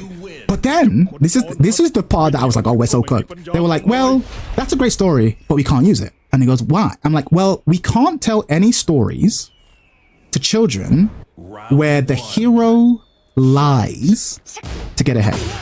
Like, you know what I mean? We can't. And I was like, but so many of the greatest stories are stories about people lying to get ahead. Like, no, we just can't do that. I was like, but do you not see how there's a greater value in that story? Like, it's not about the lion. It's about the arrogance of the elephant, the arrogance of the whale. And I remember and this is like an old African folklore that, like, you know, you tell kids all the time. But the BBC at this point was like, no, we just can't tell it to our kids. And I was like, wow, we're actually really fucked. And I'm like, any culture that doesn't appreciate the wisdom of telling that story is kind of cooked. And furthermore, I have plenty of stories like this where a lot of times, like, well, we can't tell any stories that scare children. I'm like, okay, but children need to be scared sometimes. Like, children need to have dark things happen and then see that what makes you a hero is that you overcome the darkness. But we blanket our children in, like, they're only allowed to experience positive emotions. They're only allowed to see you know, the heroes winning. They can never see suffering. They can never see anything scary. And I'm like, oh, we're really fucking our generation up. Like, and there's lots of stuff like that where, on a general level, there are important things to feel. Exactly, that's my point. And many of the greatest stories, like, you know, are telling you, like, hey, be scared of this. Like, you know, like, if I ever have kids and I tell the story of, like, what's it called? The Boy Who Cried Wolf. I'm ending the story with, and the wolf ate the child. Ate them. Tore them to bits. This is why you don't lie. This is why lying all the time is really bad, right? Like, it's important to be like, no, there are decisions you can make that can end in your death, right? There are decisions you can make that can end in you dying or your loved ones dying. It's important. It's scary out there. But again, this is part of storytelling. You can tell a lot about a people from the story they tell their children. And the stories we tell our children are kind of trash right now. And it affects them as teenagers, and I think it affects them as adults. How are we doing today? We're doing all right, Mr. Brown. We're doing all right. We're talking about storytelling. But yeah, this is a shit show. Yeah, but if I tell that story, if I tell The Boy Who Cries Wolf, in my version, the kid dies. Like, it's important. Like, yeah, he lied and he fucking died. My favorite story is Childhood Greco Tragedies. Greco Tragedies was sick. You know one of my favorite children's stories? So, again, this is saying that if you want to understand the people, understand the story that they tell their children. In Sparta, there was a story they told their children about a boy who, a mother told his son not to play with foxes. Like, he told him, do not play with foxes. But he really liked foxes. And so he went out one day and took a fox and was playing with it. But when his father came, he hid the fox under his stomach. Right, and his father asked him, like, "Hey, what are you doing here?" And he said, "Nothing. I'm not doing anything. Whatever." And then all of a sudden, he got really quiet, and his father was talking to him. He's like, "Hey, are you listening to me?" And the boy didn't respond. It's like, "Hey." His father looks under his shirt and finds that the fox had eaten through into his stomach, into the boy's stomach. Right, but the boy was so brave and so defiant that he didn't cry out and he didn't confess what happened. And they tell this story to used to tell this story to their children as, like, a positive thing. Like, this is what a Spartan boy is like. Like, he is so brave that he will not cry out. He will stand by his actions. And I'm like, that is, oh, what a weird morality, bro. That's so crazy. That's so metal. And that's who they were, man. That's who they were. That's who they were. Like, I love that story. I'm not telling my kids that story. That's a bad morality. But again, you can tell a lot about the people from the story they tell their kids. That's Alpha. I don't know about Alpha, but it's intense. I give them that much. It's intense. But my point is like, I think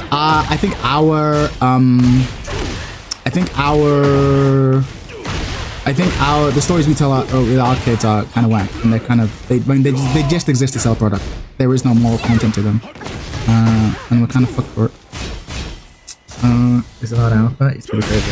Yes, my Inquisitor. How you doing, player? How you doing, man? How you doing, man?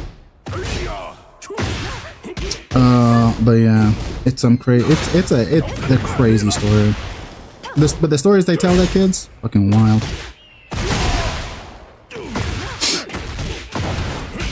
I think my favorite story growing up was the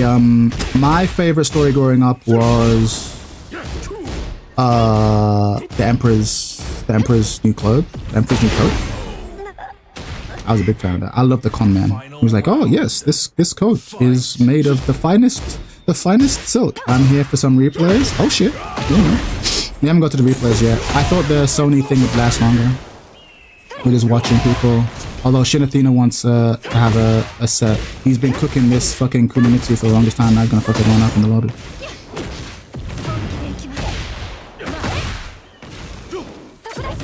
What is that move? Is that an anti-air? That's pretty sad that they want to remove tricksters from children's stuff. Tricksters are my favorite archetype. It's really important. Really important. Yo, Rage Art. Valid crash out. Valid RA crash out.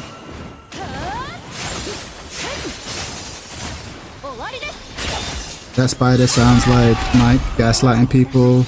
Take his shady bets. Shady bets, you know. How you liking Kuni? She seems strong as fuck. She seems strong as fuck. And she seems mathematically kind of ugly, but she's probably one nerf away from being in a good spot. But yeah, some of her shit is just too safe. But it's not that crazy. Yeah. But she's super annoying, but it's Tekken 8. Oh god. Can you hit confirm that? Can you hit confirm that low into mid? You have to commit to the low mid, right? My computer died a few weeks ago, but I have a Steam Deck on the way tomorrow night. What do you think of the overtuned buttons? I think backturn 1+2 is insane. I think backturn 1+2 is an insane button. Because it's basically a tracking move. It's -2 on block. It's -2 on block. So it's just like, just do it. Everything you're back to, do it. You lose nothing, and you're perfectly fine. That button's weirdly insane. How do you get a replay review? You just act nicely. It's really good. So you just go back to it and do that move. It's like, yep, you're fine. That means fine.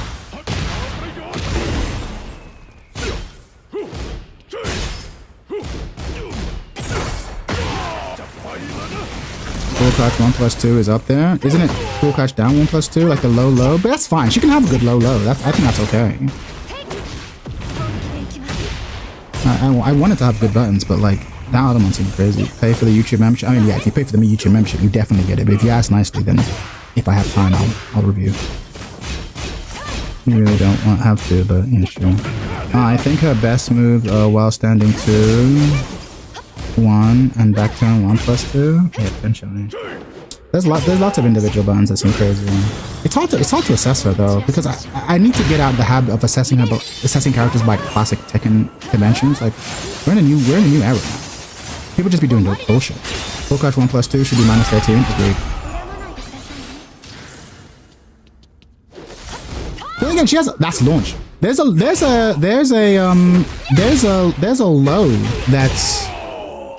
that's like -14 that should be -15, but I forget what it is. And what is her down forward 1-2? What is down forward 1-2 on block? Because that's annoying as fuck. Because she has down forward 1-2-2, which is only -14. Back turn down 4. I don't know which one it is. -10.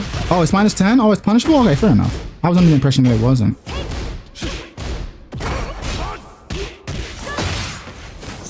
Down 1+2 is advancing high crushing line. Okay. Yeah, characters are problematique. Maybe back turn down 4. Yeah, it might be. It might be that one. Yeah, when you stab the leg, I think that might be it actually. Best ninja in the game? I mean, the other ninja is shit, so yeah. A low that's -14 should be -15. Are too many lows in this game? No, there's a meaningful distinction between -14 and -15. There are lows that should only be -14. I just don't think that's one of them. Final round. Fight.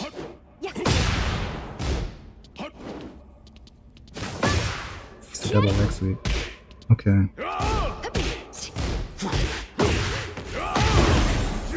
I want us to advance and like we'll see.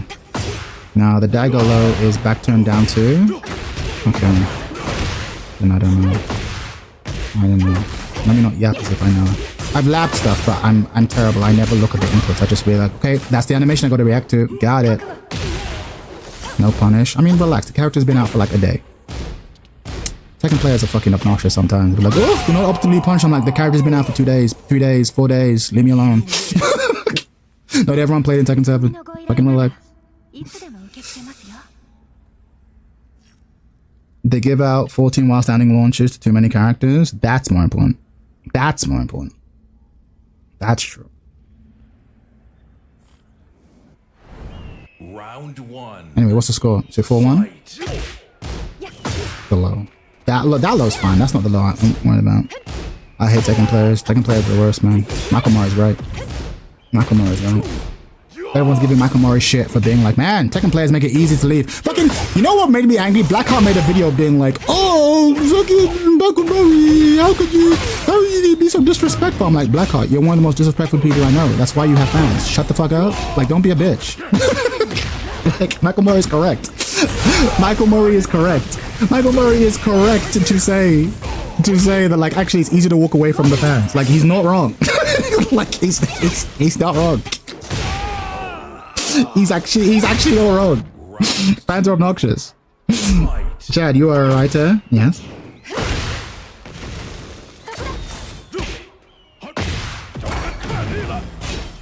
I'm an editor. Not only. Yeah, people acting like he doesn't have the right. Like Michael Murray has not been on the receiving end of horseshit. Like, don't get me wrong, he hasn't conducted himself in glory. But like, if we're doing like a over and under in terms of like how he treated the community versus how the community treated him, I'm like, it's not 1-to-1. But the main man is right though. He should have just left Twitter. Like, this is why I don't have Twitter. I watched the new Mummy movie. What a dog shit script. How can the initial setup be so good and then just edgy? Don't hit exorcist shit. I mean, that's how it happens, man. That's how it happens. Hollywood's tough. It's a shit show. There are plenty of good writers out there, but they don't get commissioned because the producers are often looking for the dumbest shit. I learned not to be. I mean, it's hard to know, like, are the writers shit or are the producers shit? Because sometimes you'll write like a really good script and then producers will be like, no, change this, change this, change this, change this, change this, we need this, we need this, we need this, and you're like, as an artist, you're like, well, this is not really good for the story. And they're like, yeah, but our market research says that this will do better. So then, that's what happened with Spider-Man 3. Did you watch it? I've not seen it. The only Mummy films I've seen are like the Brandon Fraser ones. Are you talking about the Tom Cruise one? Fight. About Tom Cruise when they're trying to make their monster universe?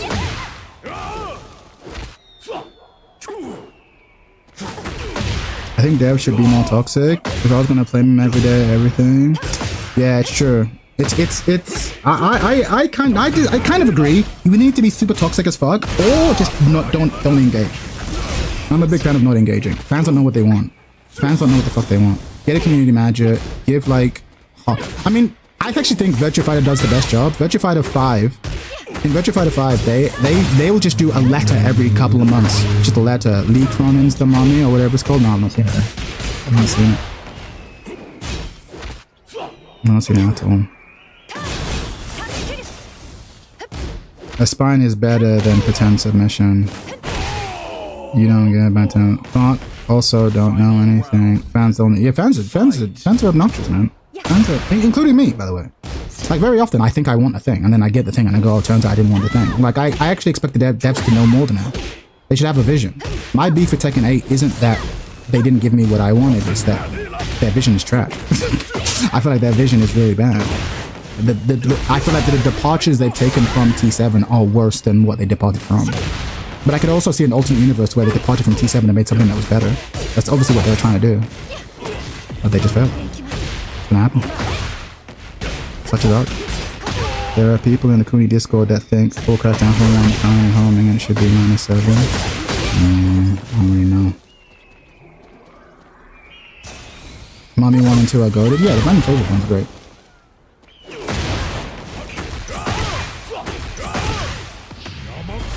Nice combo, asshole. Nice combo, asshole. Oh. You win.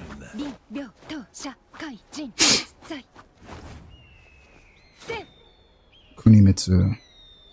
Am I racist in thinking Kunimitsu is weirdly pale? Is that racist? Am I gonna get cancelled? Is that a racist observation on my part? She's weirdly pale. She doesn't look Asian, she looks white.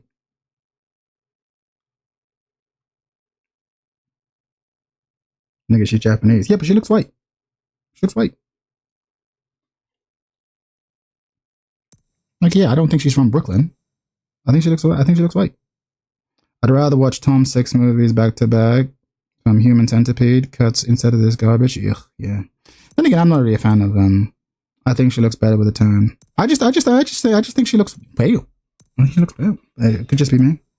She's a tech nerd in an anime school. I don't think she's going to be very cultured. Yeah, fair enough. As a Japanese woman of noble descent, she's supposed to be pale. Sure.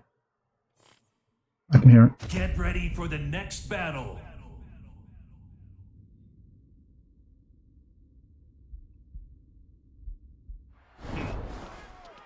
I think, yeah, I guess that makes sense. I think that's why it's kind of whack though. Like, why is she so pale if she's a ninja?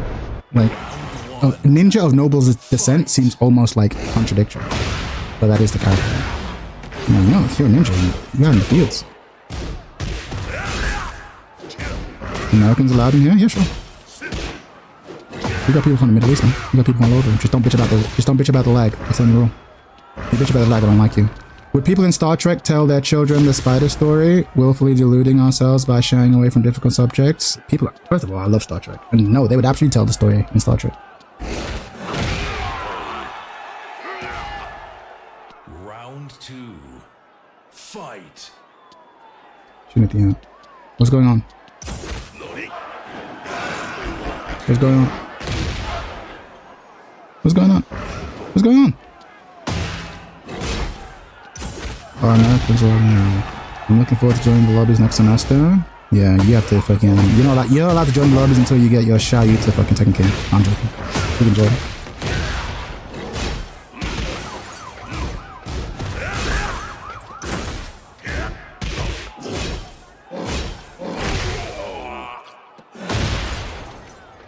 Round 3. Fight.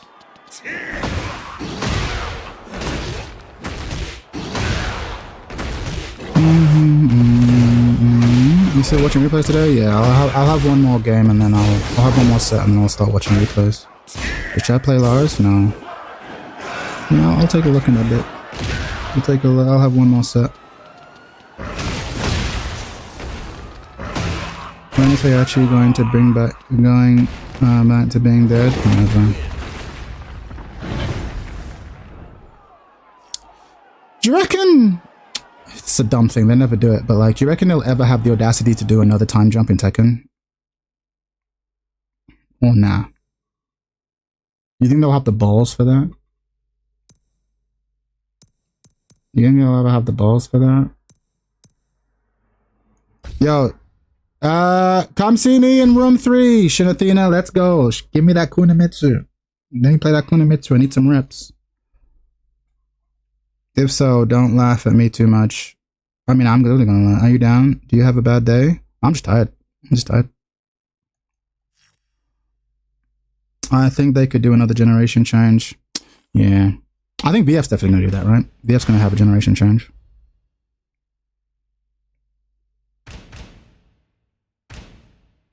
I mean, they put Negan in T7. You're right.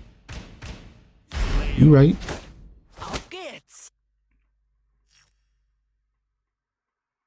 Tekken is too big to make bold decisions like another time skip. Yeah, you're right. You're right. But like, what would you even do? Hayachi would be dead if you did another generational jump. Get ready for the next battle. Jin and Ling gonna have most badass son, I promise. Round 1. Alright. Let me learn this character. Alright. That's minus 13, right?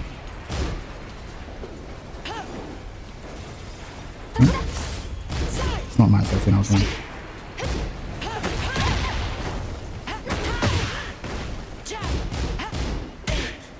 Interesting challenge.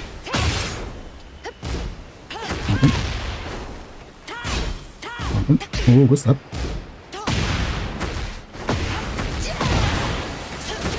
Incorrect combo. I gotta work on my angles.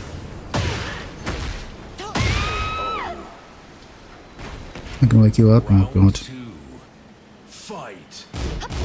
I could have got that, right? Oh, I don't know why I did that. It was the wrong choice, and now all my health is gone. I know my health is gone. Now shut your mouth. How can you say forget about things the wrong way? I am a human. I need to be loved, just like everybody else does. Round 3.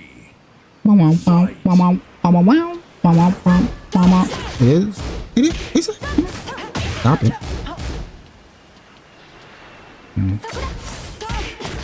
It is. I'm not crazy. Ah, yes, the knee transition into. I didn't lap that. Knee transition into force mix.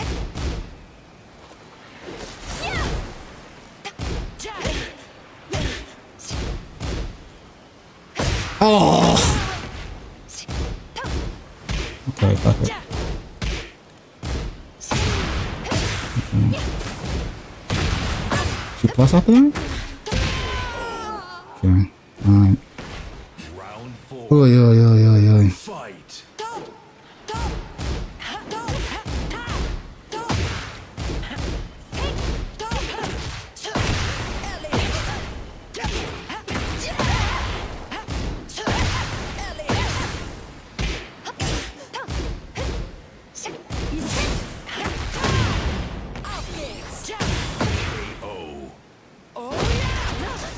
Final round. Fight.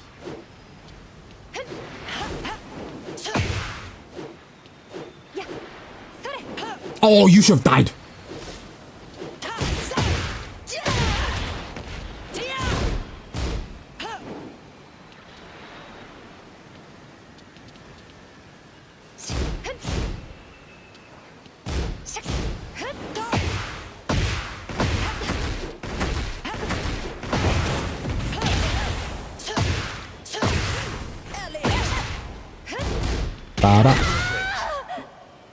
Fuck Tekken network system, it is what it is.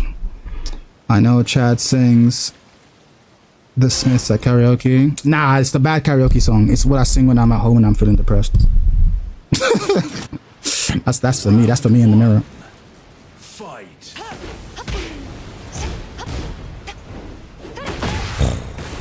Not the hot plate. Nice. Interesting choice though. Interesting choice.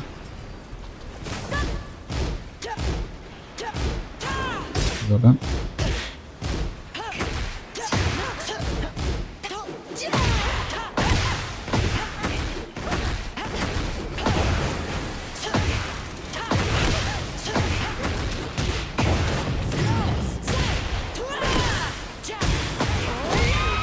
Yep. Round 2. Fight. What is that stance in neutral? Is she having a good advancing option out of that? Oh, gotta stop challenging there.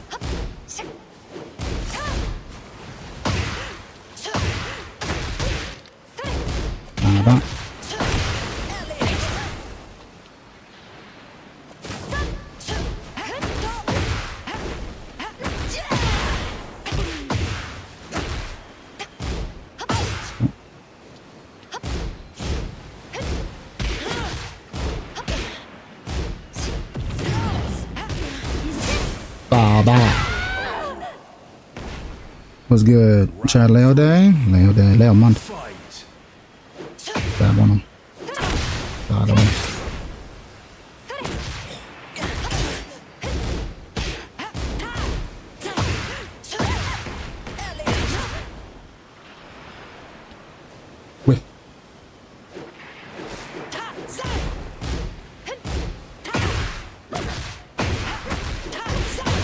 thought the low was coming, but block it.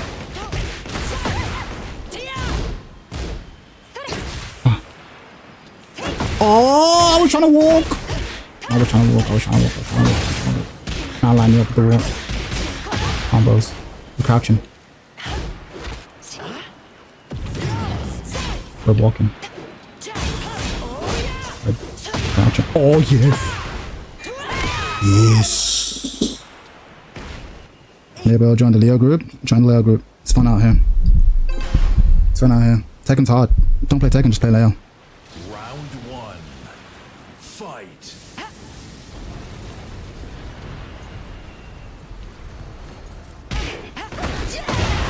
Get down here, be it. Baba.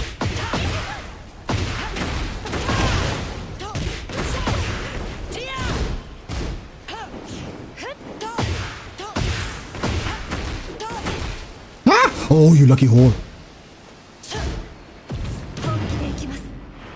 Oh, that reached! I was like, he's gonna whiff. I'm gonna punish it. It's gonna be hilarious. It's gonna be hype.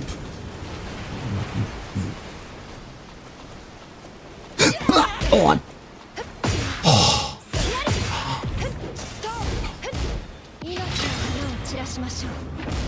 Yay!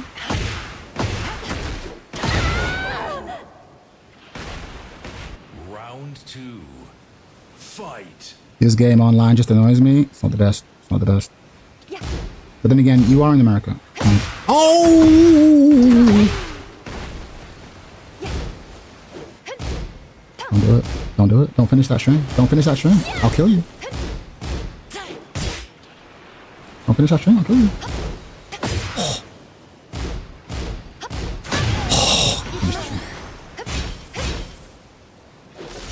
Oh! Oh, goddamn! Okay. Big block. Big punish. Don't finish the string. I'll kill you. I'll kill you. I'll kill you dead. I'll kill you dead. Oh! I just let you get away with it.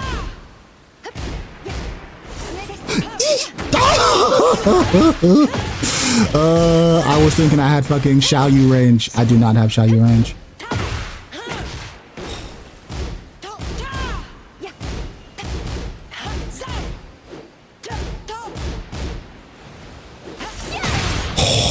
Counter hit launch. What did I learn?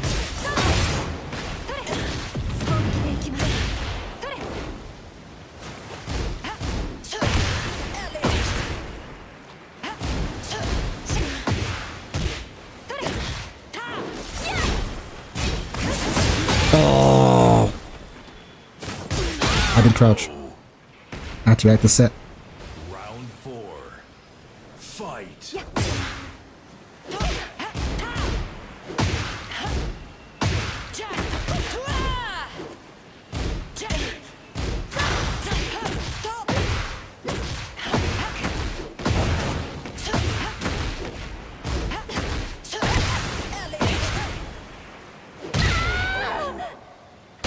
Four, 3, 2, 1. But I'm about to end in this bit. I'm gonna watch some replays. Fuck.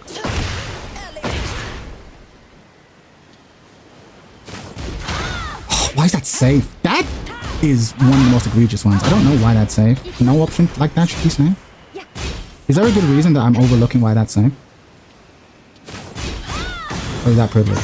Is it as privileged as it looks? Because it seems like a really good option. So why is it safe on block?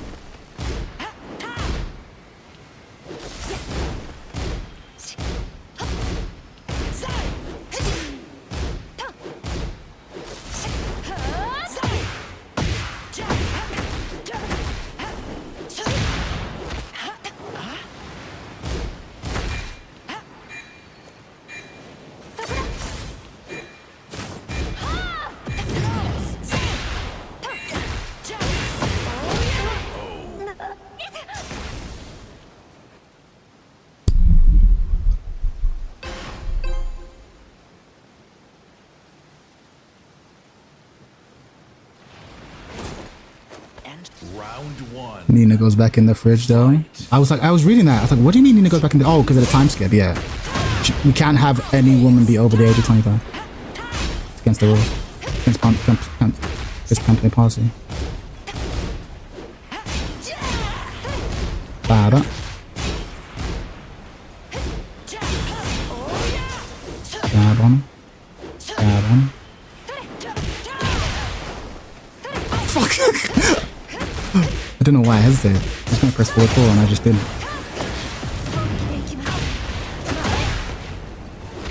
Get out from it.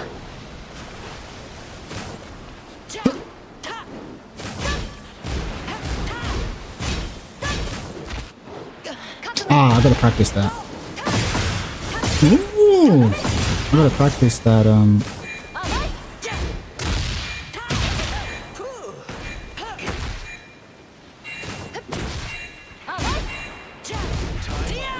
You lucky bitch. Round 2. Fight.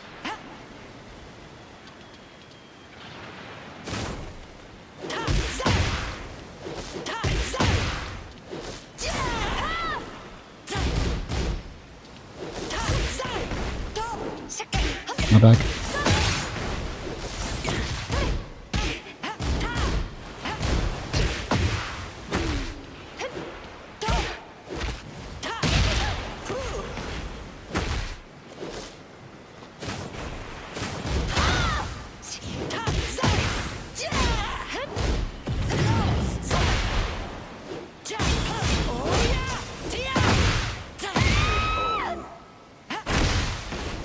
Round 3. Fight.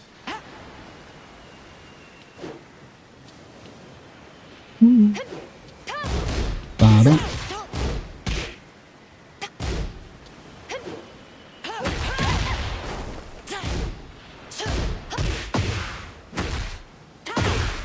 Good.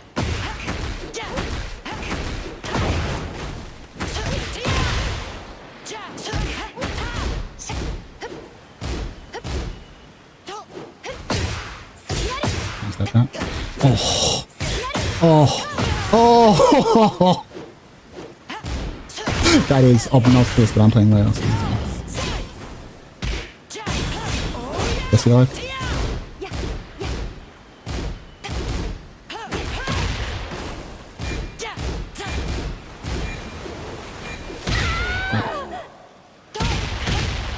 Round 4. You like that mix shirt? Mix is fun.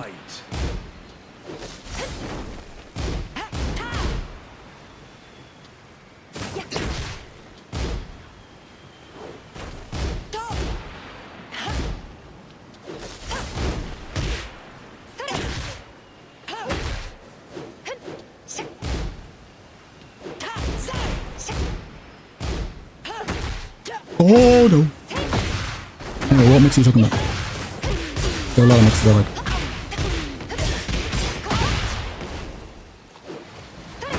Fuck! Whip throw into hop kick. That's a strat. I was like, I'm gonna crouch all day. I'm gonna crouch all day. He's gonna go for the low. I'm gonna kill him. I was willing to bet my whole life on it, and it cost me everything. 1+2 break. Got it. Not in this connection, it's not.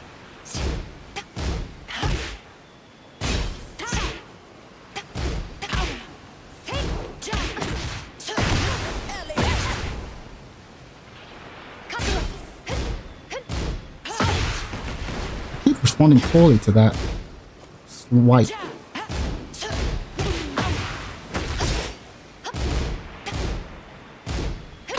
That one. I don't know why my muscle memory response is always fucking the same thing.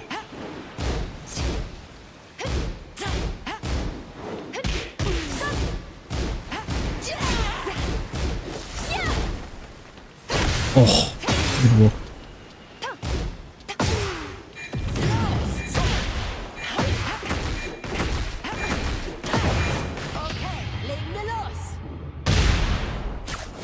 Two, 1? No.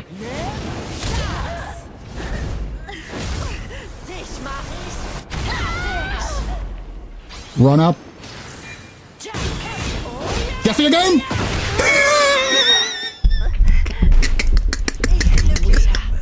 Guess the game. Guess the game. Mid, can't step? Yeah, can't step. And safe on block. Hold it. Round Hold it. one. Can't hit launches too. Hold it.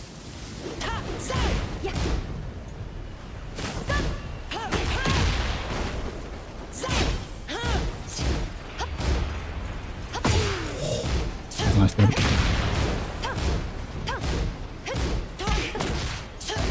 You block, you gotta punish that pig.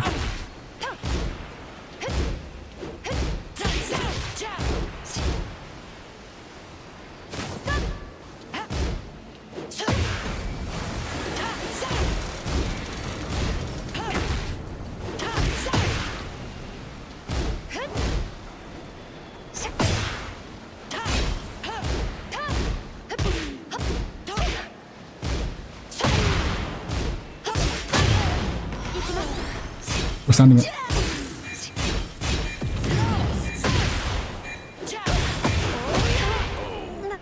Wallahi, Leo's top 3. I've been telling you niggas, but you didn't believe me. Fight.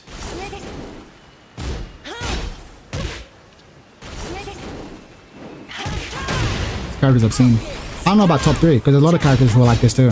They're just obscene. Like, the thing is, you're asking, like, what is the counterplay to the character? And the answer is no. But my point is, there's lots of characters like this, where they know they've made characters irresistible in this game. Like, there is no safe counterplay. You have to guess. Hold it. There isn't. That's core to the design of many characters in this game. So I don't know about top 3, but like, definitely in conversation. Definitely in conversation.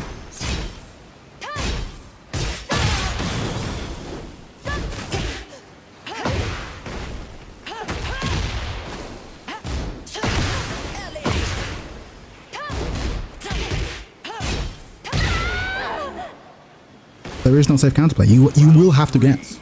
But oh, but if I just slice it, no. But what if I just know? What if I just know? There is no like, what if I just know? You have to guess.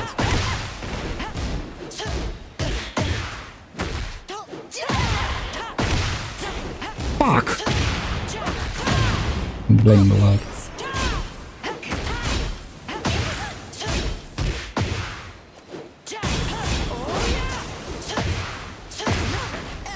GG. You have to guess. Welcome to Tekken 8. So what you do if you want to do well, GG. What you have to do is you need to pick a character who makes you guess, and then you make them guess before they make you guess, and hope the guesses come out right. This is why it's not Arslan, what's his name? Ulsan is one of the best players in the world, and he's like, I feel like, even though he won thingy twice, he's like, I feel like I got lucky. Because even though he's one of the best players in the world, you have to guess. Brother, I come from anime, guesses every game. Yeah, but there's a reason why Tekken players don't play anime games. Like, this is the thing. Like, the guesses in every game, yes, but Tekken historically, no. Hard guesses were rare, and they've been implemented over Tekken 7's life. That's the thing. It's obnoxious. And to be fair, making you guess when every character only has like 6 moves, okay, fine. Making you guess when every character has hundreds of moves, it's different. It's different. I mean, we could play VF. Hey, look, we're here, man. We're here for Tekken. But yeah, I'm leaving. I'm watching replays. Alright, you want me to watch your replay? Give me your shit. Send me your shit. King Cole, you're first. You said you wanted to watch some shit. King Cole, we're watching replays. Say don't laugh at you, I'm gonna laugh at you. In fact, I might take a bit of a break. I'm gonna make a cup of tea so I can sit down and watch this shit, and then we can laugh at you. If you want your replay watched, send me your Tekken ID. We can watch your replays and laugh at that shit.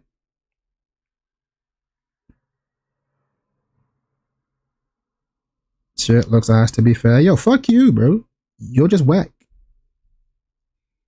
Soprano, just admit that you wouldn't last a week in VF, bro. Just admit you wouldn't last a week in a real 3D fighting game. Just admit it, bro. Just admit it. You're washed. Just be a man and admit your ass. What, me? Yes, you wouldn't survive, bro. Where do I say? Just type it. Type that shit. Just admit, Soprano. Just admit you couldn't handle it. Just admit. Damn, try calling you out. He couldn't, bro. There's a lot of Tekken players who actually couldn't hang. There's a lot of Tekken players who are like, man, he wouldn't last a week in any game. I actually play. Damn, wallahi, I will, bro. You won't. There's so many people who are like, oh man, I love VF6 looks so good, man. When VF6, I'm gonna play that game. I'm like, bro, you're a Tekken player. You wouldn't hang. There's so many Tekken players who wouldn't hang, and it's not even just me memeing. They wouldn't hang. Because like they can't hide behind strings, they can't hide behind overpowered buttons, they have to be better than the other player. They can't hide, bro. They actually can't hide. All them niggas are quitting. So many of these niggas are quitting. They're so quitting early, bro. They'll buy it, they'll quit early. They'll quit early, bro. I'm telling you. I'm not even happy about it. It's the truth. Can it be a player match? Only play with friends lately? Yeah, sure. Tekken second. Come see me. Come see me in Central Fiction. Come see me. You think you got 50-50s? Come see. Yo, come see me. Yo, come see me.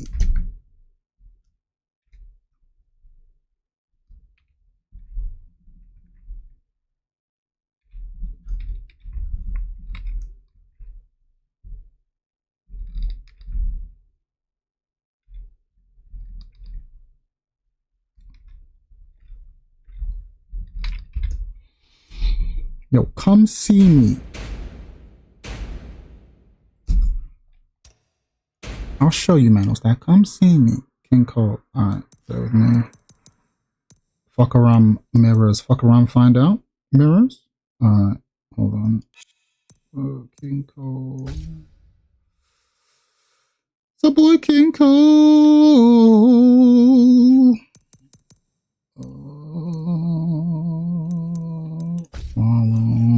So I don't have to look it up again if I accidentally cancel out. Alright, so what are we watching? We're gonna watch you get fucked up. You'll be losing, so you'll be losing to other fuck arounds. Damn. You playing the fuck around? You play fuck around but can't take it? Alright, let's watch. Let's watch. Ratio 4 Hibikis, ready. Chad, I started VF5 with that what character plays with 5 moves like Kaz with simple game plan, just hit people when they Jimmy, respectfully, you're already thinking like a Tekken player. What character plays like Kaz? I can just play 5 moves and just beat people. Technically everyone. Get ready for the next just hard to execute. I guess Akira, but you can't hide behind execution. I know that sounds crazy, like hiding behind execution, but like the thing is, the electric wing golf face allows you to hide behind execution because you have this button that's just like keep out and pressure and combos. Like no, you'll have to think regardless. But yeah, every character has at least one complex technique. Akira has the most. So yes, if you're looking for like I want to do hard shit, it's Akira. But you still have to have, you can't hide behind his hard shit. You still have to play VF. So I would recommend playing everyone. There isn't a go-to. This is the Kazuya of this game. Anyway, let me watch from the beginning. Okay, you whiffed. Alright, here's what it is. Okay. Wait, why did you do that low? Isn't forward 4 better? Or is it less punishable? Is that one? Okay. Okay, no duck. Wait, you can duck that? I didn't make it up. Good Alan. Okay. Good Alan. Nice suit. Okay. Unlucky on the follow-up. Do you have that kind of updated with Pies combos? Yeah, it is. They always keep that shit up there. They don't miss. We can watch some VF in a bit after, actually. After we watch this. If there's anyone else, now's the time. If anyone else wants me to watch their combo, watch the replay, submit your code and I'll watch it. I'll watch one more person after this and we'll watch some VF. And then we play some VF. I'm feeling some VF now. Alright, Chaz for the info. No, I appreciate you, Jimmy. I'm always trying to get more people into VF. But there isn't anyone like that. Like it. The thing is, do you play on any other 3D fighting games? Because I promise you, when you play VF, you'll have a better understanding of what you like in 3D fighting games. There isn't anyone who has like a strong Kazuya style mix. But everyone has a mix. Because throws are the mix. My idea? Alright, cool. We'll watch you after.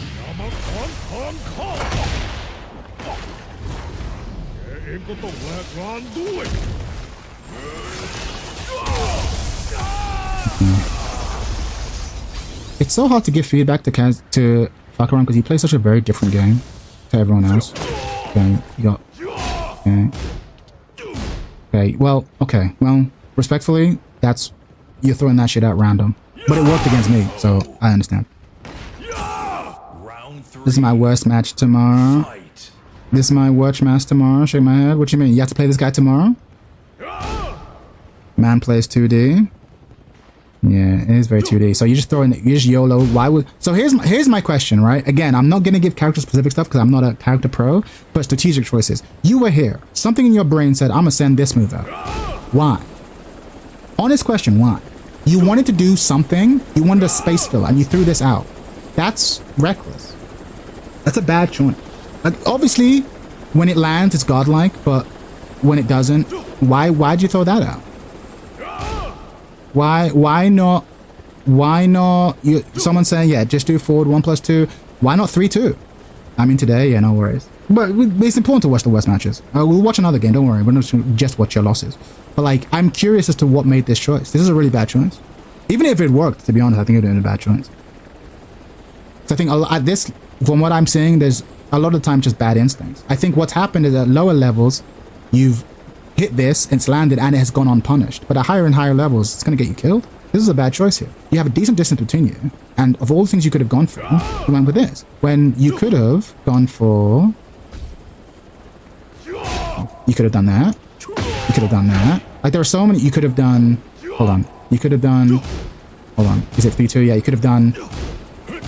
Wait, is it 3-2 or 3-1? Yeah, and you could have forced a hesitation. There's so many things you could have done. You play like a madman. I hear, but this is what we're looking at. That was a bad choice.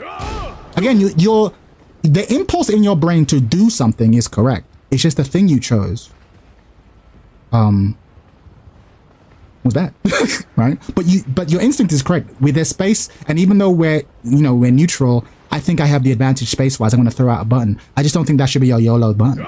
Every character has a decent button that they can throw out. Never show you. Lol. Actually, no, even she has one. But like, this isn't... Baka has a bunch, especially with the range that he has. Alright? So this is... You know this mistake. You've probably done this to other people. You're minus here. And then you're like, I'm gonna take my turn back. Incorrect. What up, Nandu? Like, so this cost you. That's a bad choice. And you know this. You know you're minus there. Again, you're throwing this out as a panic button. And again, it'll work a lot of the time, but it doesn't, so you lose frame advantage. You're not ducking that, but neither am I. I ain't gonna cry. Back 3+4 is godlike. Which moves back 3+4? Hold on. Yeah, okay, yeah. There's a lot of good buttons. Did Cole demote? Oh yeah, I think so. I hate this move, this while standing. Why'd they give him a fucking mid? Keep getting hit. Okay, so you... Okay, interesting choice. Again, here's another interesting choice. You do this, why don't you follow up? Whether he blocked it or not, you were going to be plus. So I'm interested as to why you did this, correct, and then you did nothing. Interesting choice. Why? The thing that makes this character so frustrating is that even if your opponent blocks it, they'll be pushed back to such a range, well, not fuck around, because obviously it's a mirror match, but where you can hit them and they can't hit you. So ironically, I feel like every time you do this, you should literally in your head be like, I'm either going to do down 4, or whichever the low is, down 3 or down 4, what is it? Or 3.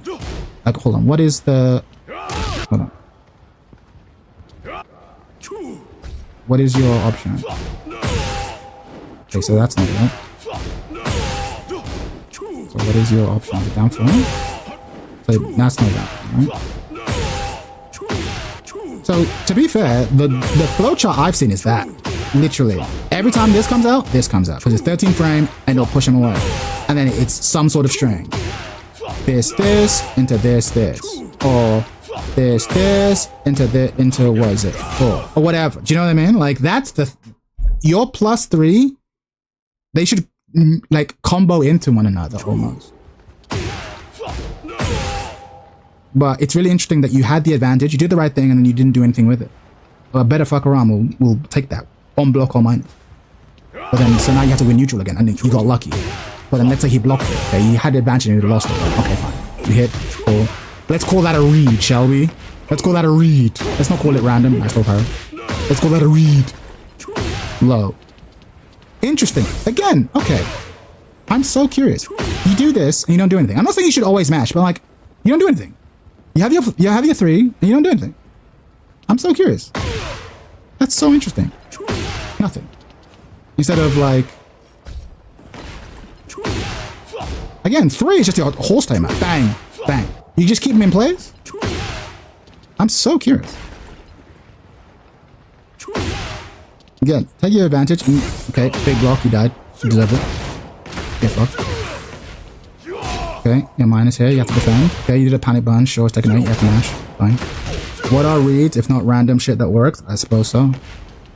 Read when it hits, for real, yeah, basically.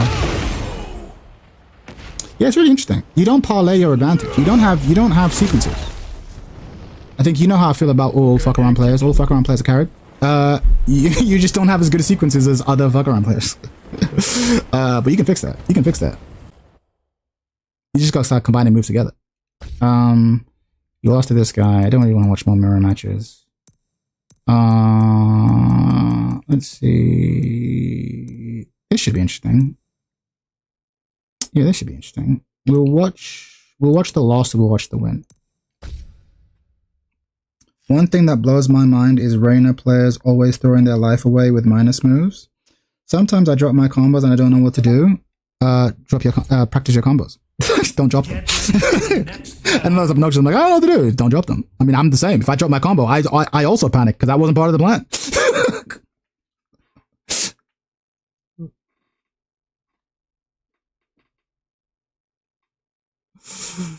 When I drop my combos, I too shit the pants. I too shit the pants because it was not part of the plan. I go, oh no. Okay. Again, this is so interesting. So there's so much space between you, and you're playing it as if you... What was that? What was this move? You have so many moves and you went for this one. Bro, this is so interesting. Why are you even playing fuck around if you're not going to do the long shit? You got this. That's a good option. You can just like fucking keep people away. Like, you got running 3. I don't see enough forward 3. So interesting. So interesting. So you got all this and okay, cool. I'm gonna take my turn. And I guess you see him whiff and then you go for this. So interesting. Why? You have moves that cover so much range. Good choice. That's another one. I completely forgot about that move. This is gonna get you killed. This is a bad habit. Why'd you do that? It was definitely misinput. Yeah, probably. This is a bad habit. Because higher level, people are gonna duck this and kill you. Toru King, hit him with the not only, yeah, I guess so. Sometimes I just, oh yeah, you already said that. So yeah, nice combo. Fine. Okay, no, this is a funny one. So try to jet kick. Okay, that's fine. I'll forgive a misinput. But here's what's interesting. So you do this, it gets blocked, and now you try to mash again. That's a little bit reckless because you're minus whatever. It's so interesting. Your style is so... Yeah, because you're -7, so why not? If this is what you're thinking, if you want to apply... If in your brain you want to apply pressure, why wouldn't you do the... Is it... Hold on. Why don't you just do the... And you can maintain the pressure, you know what I'm saying? See? Because he can't do anything. Not safely. Bang. Right? Trade. But you did one that was... If you do this option, your turn's over if he blocks it. Your turn's over. Yes, I know you can do fucking panic moves or whatever, but the risk reward is just not in your favor. It's not worth it. I think what's happening is... I know I always say this, but you need 2 months in Virtua Fighter Dagestan. Because what's happening here is you're throwing out individual moves with no thought as to what comes next. Whereas what you actually need to do is start combining moves in bunches. So you kind of do, I'm going to do this into this, or this into this, or this into this, right? And your this into this is pretty trash. So what you did there was, what is that? 3, 4 tilde 3, right? -7 on block into panic move. That's bad. Where, yeah, the event's over. I play so weird. Well, to be fair, you play like everyone before they think about it, right? That's the thing. Like, oftentimes you have to go away and think about your sequences. You just need to think about your sequences more. Try to take him to VF Mountain in Dagestan, 100%. The VF is 3D fighting game Dagestan. It's like, it's real shit. So that, like, yeah, why'd you mash it? Anyway. Okay, so yeah, you should have done nothing. Okay, my turn's over. Like, in fact, I'm going to take a step further. This move only exists when your opponent is ducking the high option. That's what this move is for. But your opponent hasn't really demonstrated a willingness to duck ever. So this move shouldn't even really be in your lexicon, I think. Okay, nice low. Okay, again, you're just doing this. So you're giving up your turn. Okay. Okay, good punish. Okay. Okay, so again, let's look at this choice. Let's look at this choice. Interesting. Wait, the mid is only -7? Yeah, because it's slow as fuck. You can interrupt it technically. Still kind of horseshit. 3-4-3. 3-4-3 is calling out mashers. Sure. For me, it's more for duckers because you can mash in between it. 10 frame will get in between your spin. For me, it's more about, oh, he ducks here. He ducks. He's looking for the 3-1 and the 3-4. So okay, I'll catch him here. I think you have the same mistake a lot of players make, where it's like you can take your turn back with a single jab. Like especially at this level, you can just be like bang. Like hold on, I'm on the wrong side. I'm always on the wrong side. You can literally take your turn back with like fucking turn back, throw. Like turn back, low. Like you don't have to like go into strings every time you take a turn back. You can literally just be like turn back, throw. Turn back, throw. Or turn back, low. Or turn back, 3-2. Or whatever. You know what I mean? Like, because I was curious about like what was your thinking here? Okay, you've gone into you've given him his turn back because it's not natural. So again, look at this. Look at the math, right? You've gone from being -13. Sorry, from being +13. Okay, you have good advantage. What do you do with it? You get 13 damage, and then -10. You see what I'm saying? You see what I'm saying? Like, there's a lot of Tekken or fighting games where I'm like, it's open to interpretation. It's my style. And there's also stuff where it's like, that's a bad choice. I'm like, this is an example of a bad choice. You're +13. What do I do with +13? If the gods give me +13, what do I do? Would you have chosen to trade it for 13? For 13, first of all, when you could have gone, I guess the real move would have been, hold on. Right, so you do that, and then you're +5. So, right, so getting into the habit of like, hold on, I got to go back earlier, sorry.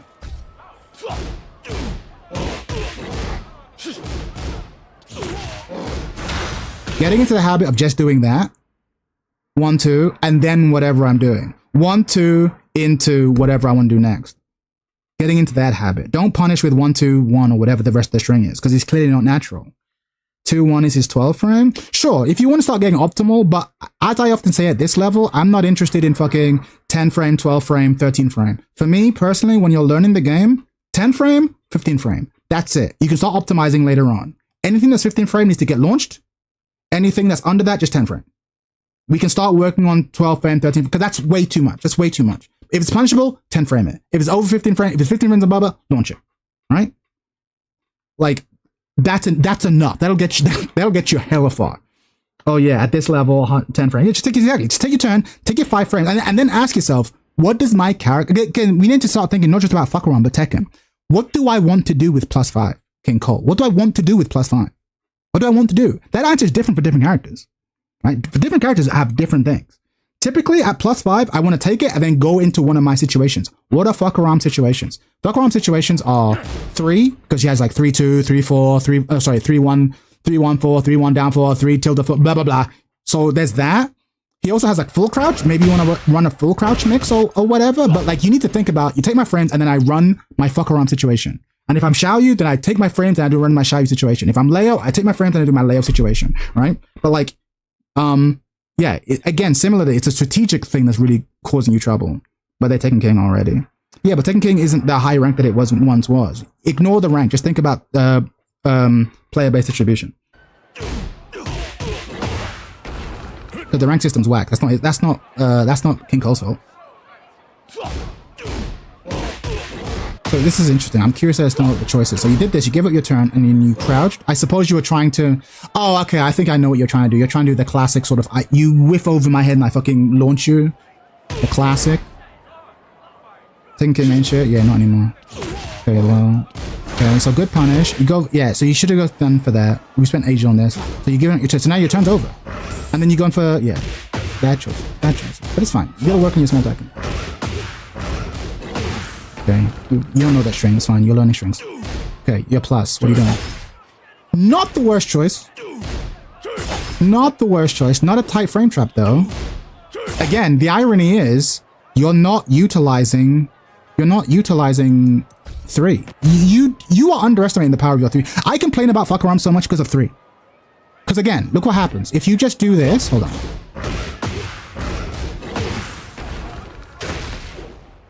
This, oh, hold on. Didn't give me the button back.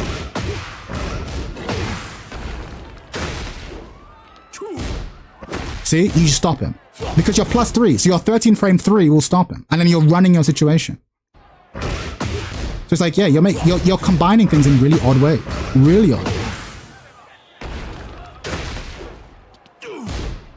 So you're +3 here. What does fuck want to do with 13 frames? With +3 frames? Honestly, 9 times out of 10, 3. 3.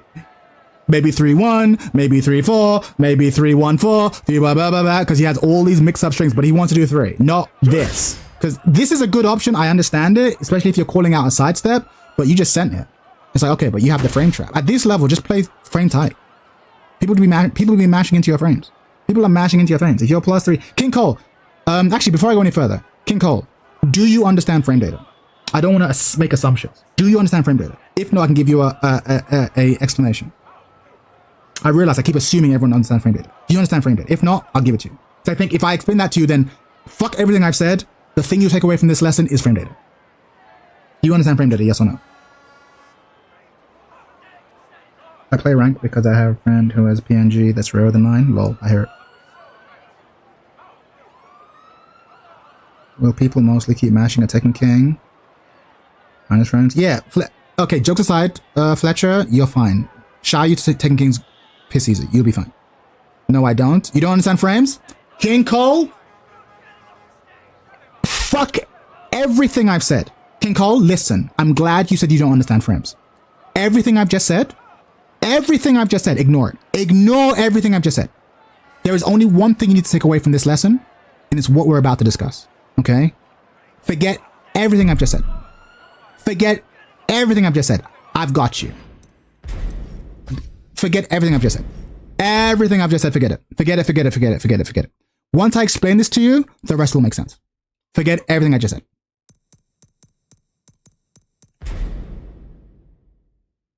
Forget everything I've just said. Everything.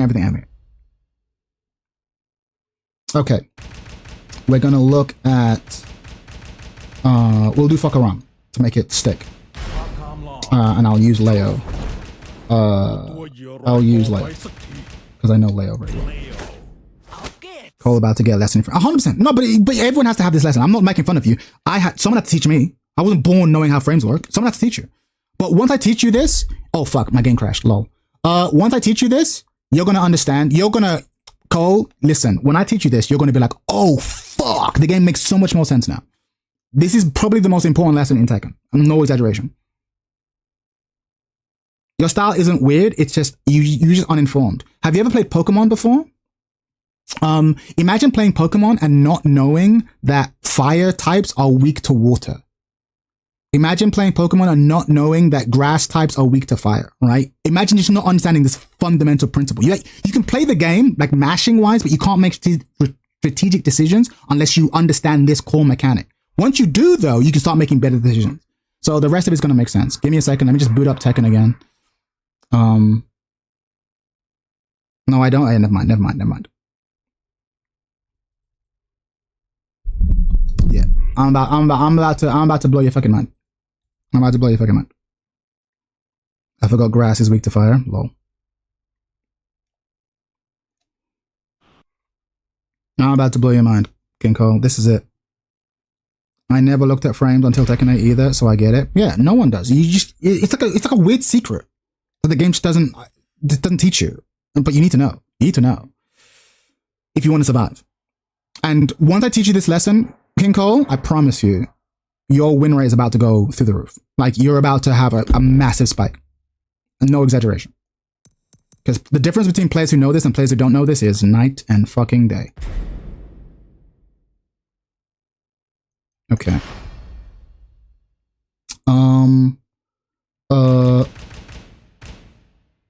Who's the best for this? I'll just use Leo. I'll use Leo because it's the easiest for me. Thought Tekken players were all about frame data? Yeah, but we have a lot of new Tekken players. Tekken 8 was sold well. We have a lot of new Tekken players. Yeah, each frame doesn't matter. Okay, so can I move my cursor? Yes, I can. Okay, so I want you to look at something. Look here where it says frame advantage, okay? My cursor, frame advantage. It says +4 for me, right? And you see my opponent is -4. If I'm +4, he's -4. If he's +4, I'm -4. It's always symmetrical, right? What is this telling us? Every time I do a move, it takes a certain amount of time, right? And we record time in Tekken in frames. This jab, if you look at this, is saying that this jab is 10 frames. That means it takes 10 frames of like time. So 1, 2, 3, 4, 5, 6, 7, 8, 9, 10. It's out, right? It takes 10 frames before it comes out, okay? Okay? Right. This move, the kick, is 12 frames, right? So, before we continue, which move is faster? This punch or this kick? Before we move any further. 10 frames, 12. Which one is faster? 10 frames, 12 frames. Which move is faster? The punch or the kick? Which one's faster?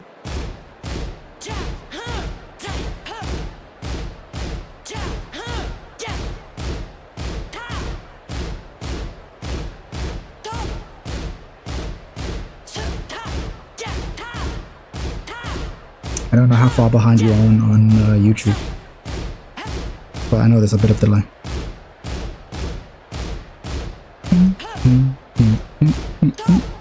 Damn, it's hella delayed. 10 frames. Right, the 10 frame move is faster. Good. Just making sure we understand. Yeah, damn, you are hella delayed. Alright, cool. So yes, the 10 frame move is faster. Correct. Now, here's the thing. Just as this move has animations, right? Just as this move has animations, whenever you block, you also have animations, right? Look at what... Oh, hold on. Let's make him block.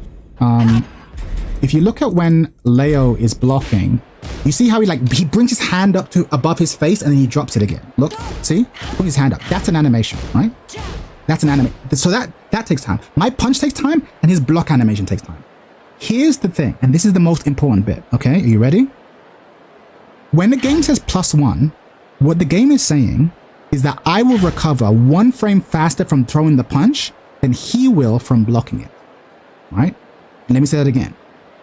I will recover 1 frame faster from throwing the punch than he will from blocking, which means that I can move 1 frame faster than he can. He can't do anything until he finishes the block animation, and I can't do anything until I finish the punch animation. So there's a 1 frame gap, right? What this means is, if he tries to jab after blocking, so I'm going to make him jab after blocking, even though both our punches are 10 frames, mine will come out first, right? Because I have a 1 frame head start. Please say, let me know if that makes sense or if I have to explain it again. If I have to explain it again, don't worry. I'll explain it as many times as I have to until you get it, because it is complicated, right? But I have a 1 frame head start. So he's going to try, when he blocks this, after he blocks this, he's going to try and punch. Right? So technically, our punches are going to be the exact same speed, but I'm going to come out 1 frame faster, so I'm going to counter hit him. So, bang, counter hit, right? Bang, counter hit. Every single time. Because I'm 10 frames, because I'm 1 frame faster. Even though the move is the exact same speed, I'm moving 1 frame ahead of him. Please let me know if that makes sense. Every time. So I'm +1.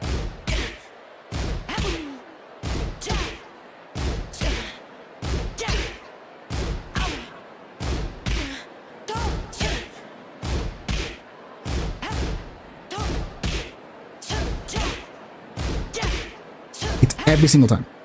Like clockwork.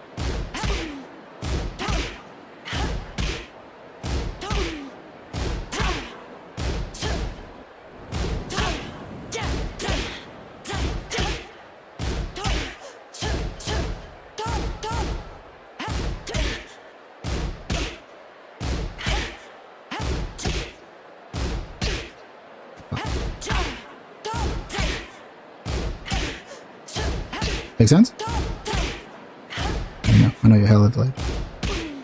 Oh shit, he jumped off the Twitch. Hello. Hello, you came to Twitch. Let's go. Let's go. Oh, sorry, I didn't see. I was looking over on YouTube. My bad. Yeah, okay. How you doing, King Cole? All right, so it makes sense. All right, cool. Cool. All right. So, let's take this further. This move, hold on. This move is +4, right? This move is +4. Bear with me. Let me... Oh, actually, I have a better example. Don't worry. It all still makes sense. Again, I'm doing it in layers. Forgive me if you feel like I'm being patronizing, but when it comes to stuff like this, it's better to go slow, say, at each level. Right? This move is +3, right? This move is +3, okay? Plus fucking 3. So, that means I have there's a 3-frame window. There's a 3-frame window, okay, where I can attack him and he can't do anything about it, right? 3-frame window. 3 frames. 3 whopping frames, okay? Bear with me. I've just thought, sorry. I keep thinking about the best way to show you this, because I think it's important that the first example is the best example. I'm going to use Lily again. Get ready for the next battle. I actually made a video explaining this, but I'm about to remake it again. This is the best one. Damn. So you niggas were just doing shit? Yeah, but that's how it is. Alright, so check this out. I want you to watch something. This is the example, alright? This is the most important example. This move here. Check this out. Check this out. I just blocked this move. Can you see how it says I'm +21? I'm +21. +21. Let me tell you what this means. This means that if I have a move that comes out in 21 frames or less, I can hit her and there's nothing she can do about it. She can't block for 21 whole frames, right? So check this out. Bang. You see how it says punish? It's a punish, right? Because she couldn't recover. She's still recovering from this. It's free. Bang. Right? Let's see what else. This, also a punish. Because this kick comes out in 15 frames, right? Punish. Does this make sense? If it doesn't, don't feel bad. I'll explain it again. So I am kind of scrambling with this, right? But there's a whole 21 frame window where she can't do anything. And I can smack her with anything. Anything that's 21 frames or faster, I can just smack her with it. Punish. Punish. Punish. Oh, I whiffed. But that doesn't reach. Punish. I understand. Cool. So this, understanding these numbers is a key part of Tekken. Because let's say you block this. I know, let's say I block this, right? And then I jab, right? You might think, hey, that's good. But actually, that's really wasteful. I blocked this. I could have done this. I could have done a full combo, right? I could have done a full fucking combo, but instead I did this, right? Wasteful. So a large part of getting good at Tekken is learning to punish things optimally. If someone does a move that's -21, I should murder them, right? I should murder them, right? I should absolutely murder them. This isn't good enough. Yes, it's a punish, but it's a wasteful punish. I had so much I could do. I should fucking kill them, right? So a large part of learning Tekken is learning to recognize, oh, I blocked something that was -15. I'm gonna murder them. Oh, I blocked something that was -20. I'm gonna murder them. I block something that's really big. I'm gonna fucking murder, right? That's a large part of growing it. So you're just doing shit. When we all start Tekken, we all start doing shit. But a large part is being like, oh, that move was -10. So let's look at another move. This move here is like -15, I believe. -15, yeah. So what should I do? I should do that. Punish. Hold on, that was wrong. Right? Because it's -15 and this hop kick is 15 frames. So if I block this, I should do this. That's the correct thing to do. This is incorrect. It's fine, but it's incorrect. What I should do is that to get the maximum juice, right? So this is how you use frame data on defense. I think it's important to learn this on defense, right? So there's a lot of times where you're blocking something and you could just take your turn back, right? So again, something like, what else is another string she has? Let's say, oh, here's one, right? So let's do this. This move, for example, is minus 12. So, oh, hold on. Hold on. I have to make her block, obviously. Okay. So, if I try to hop kick it, not enough. Not fast enough, right? Not fast enough. Incorrect punish. Okay? But, this is fast enough, right? Right? Because it's only minus 12, so I should do a 12 frame punish. In fact, I think this is a 12 frame punish. So that will work. That's 12 frames. So if you want to be optimal, you do 12 for 12, 10 for 10, 15 for 15. But I don't believe in that. Not when you're learning. Just punish everything with jabs, but then if it goes minus 15 or above, you hop kick, right? So hopefully this makes sense. So this is an important thing to understand. A large part of learning to play Tekken is learning to punish things correctly. You did a minus 12 move, I'm gonna punish you, and now I'm plus 8, so I'll do whatever I want to do at plus 8. So learning to punish things. I block a thing that's punchable, jab you. Okay, so I know I'm repeating myself, but it's important to say things over and over again to make sure it lands, right? So this is the defensive stuff. Now we're gonna look at your character and how to use it offensively, all right? So why do I keep talking about 3? Why is 3 so good? Why is fuck around 3 so good? Come on, 3's not that good, is it? I'll tell you why it's so good. So 3 has long range and it's 13 frames, right? 13 frames. So let's say I do, sorry, what's that, right? Okay. Actually, it's easier if I do, we'll do mirror. We'll do a mirror. Get ready for the next battle. So this is an important part. After this, I'm going to ask if you understood it or if there's anything you want me to go over again, right? Okay. Hold on, wrong. Did it incorrectly. Okay.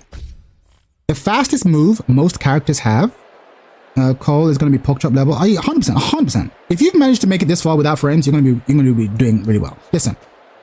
The fastest move most characters have is their 10 frame jab. This, right? 1, 1, 2. Jab is their fastest move, 10 frames. So look at this. He's just done this, he's plus 3. That means that even if I do my fastest move, I'll trade with these 13 frame moves. Do you understand? Because he has a 3 frame head start. So his 13 frame move will trade with my fastest possible move, right? Right? He'll trade. You see how we at the same time? Because even though his move is slower by 3 frames, he has a 3 frame head start because of his plus frames. Does that make sense? Hopefully that makes sense. Again, if it doesn't, let me know. Shut up. 9 don't go into fucking exceptions. Shut the fuck up. You don't start with exceptions, you dumbass.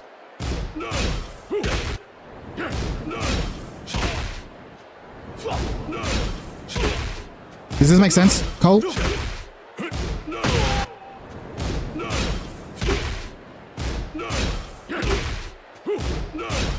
Let me know if it makes sense.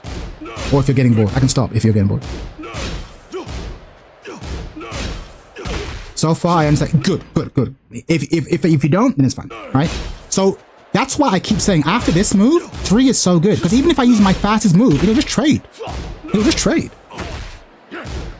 Right? But it gets even better. This is where we really start to cook. And this is where you're about to become fucking Tekken Emperor. Right? Are you ready? Check this out.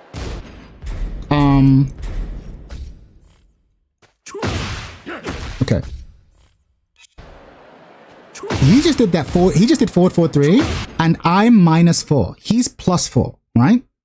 That means if he now does a 13 frame, there's no move I can do that is fast enough to beat the 3.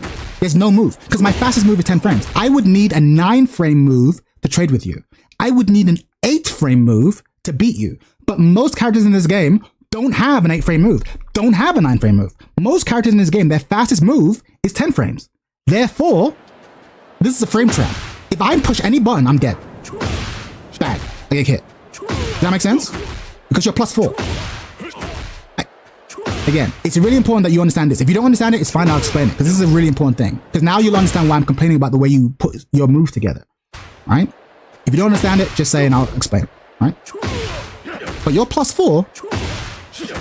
There's nothing I can do, bro. I don't have a single move that can beat this. I don't have a single move that can beat this. There's in my entire move list, there's not a single move that can beat this. So this is a frame trap. There's not a single move that can beat this. If I mash, I get hit. I can hop kick out of this. I can't, nothing can beat this. Right? In terms of frames, nothing can beat this. Which is why I was asking, why are you doing these plus 4 on block moves and then not doing your 13 frame move. It's a perfect frame trap. You're combining moves together in a weird way. I can't do anything. So again, let me know if this is making sense before I move on.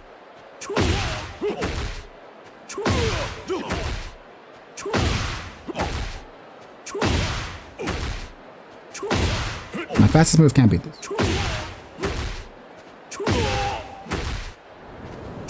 Oh shit, we lost King Cole. We lost him. We lost him. We lost him. We lost him in the frame, baby. He's having an aneurysm right now. She. Yep, making sense. Oh yeah, cool. I was like, we lost him, right? So a large part of like constructing your offense in Tekken is I'm gonna get plus somehow, and then I'm going to do a thing to punish you if you push any buttons immediately.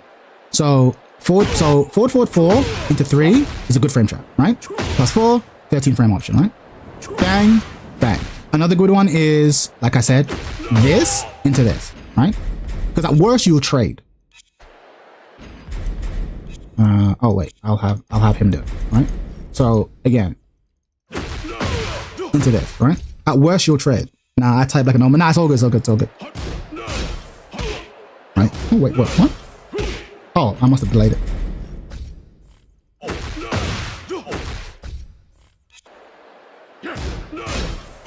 Right, so we'll trade, right? So when I talk about your so now that you hopefully understand this concept, this is true for every character in the game. I'm gonna go through more examples just to make sure that you fully understand it. And you can understand why characters are so dangerous, right? So let's look at Feng Wei. Right? Let's look at Feng Wei, our man Feng Wei. You often fight Mike Hollow. This will help you understand what's happening. This move right here, see I'm plus 4, right? Alright, there's no need to count hit, relax. I'm plus 4. That means if I do this and then this, you don't, look, 11 frames. This is 11 frames. So like, what would, you won't have a move fast enough to beat this, especially when you're forced into crouch. You don't have a move fast enough to beat this. So if I do this into this and you mash, you're gonna get hit. You're gonna get hit immediately. You're gonna get hit. It's a frame trap. It's a frame trap. Every character has stuff like this. Frame traps. Another example is this, right? If I block. Now I'm gonna test you. Are you ready? I'm gonna test you, King Cole. I'm gonna test you to understand this. To make sure this is like the exam. If you get the answer correct here, I'll know you understand it.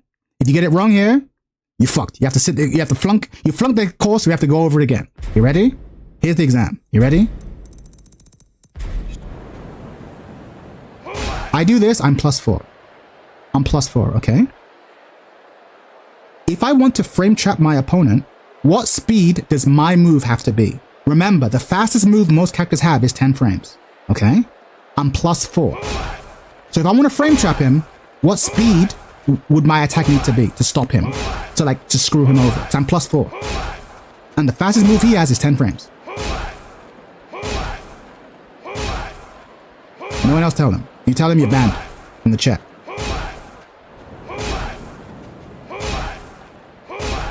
Right? I'm plus 4. Let's say he's going to try and jab right after, right? What speed of move would I need to have now that I have, I'm plus 4? 10 frame, right? 10 frame would work, but I have more space than that.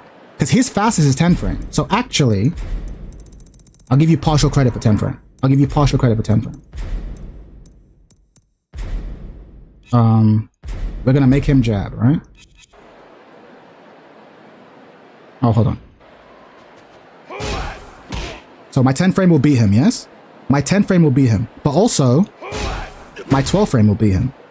Right? My 12 frame will beat him too. Right? My 13 frame will trade. Right? 13 frame trades. Again, let me try.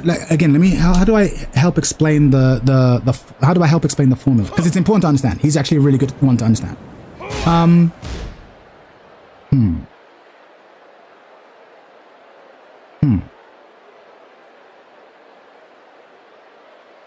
What is the formula, now that I think about it? If I'm plus 4... wait, hold on. If I'm plus 4, 12 beats it... 13 frame beats it, yeah. Okay, here's the formula. I've just realized it. It's super obvious, right? Here's the formula. If I'm +4, that means that any move that is less than 14 frames will frame trap you. If I'm +5, that means any move that's 14 frames or low will frame trap you, right? I hope this will understand. Like, you might have to go and experiment with this yourself to understand it. It is a bit tricky, and maybe go and watch other YouTube videos that you can pause and watch it, because it's a lot to take in at once. I had to watch a 28-minute video to understand frame data, Cut CC's video back in the day. So don't feel bad if it's like overwhelming, right? But this is the thing. If I'm +4, my 10 frame will beat you. My, you see, I'll trade at 14 frames, but 13 frames will beat you clean. Yeah, we're just talking frame data. I was reviewing the homie's replay, and I was trying to telling him about like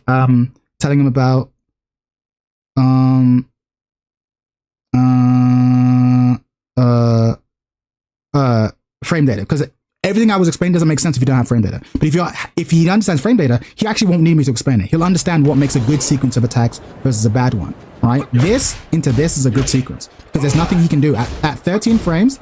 Let's say he has a 10 frame dick jab, right? At 10 frames, because I'm +4, I can do anything that's 14 frames and above, and 13 frames and above, and beat him. You can't mash. You can't beat this. You can't beat this. Right? We were looking at his attack, so it probably hasn't fully settled in yet. What we're gonna do is we're gonna go back and we're gonna watch your replay again, and you're gonna understand now why. We're gonna apply it to you, and you'll understand now why I keep talking about frame data, right? And why your decisions are so fucking weird.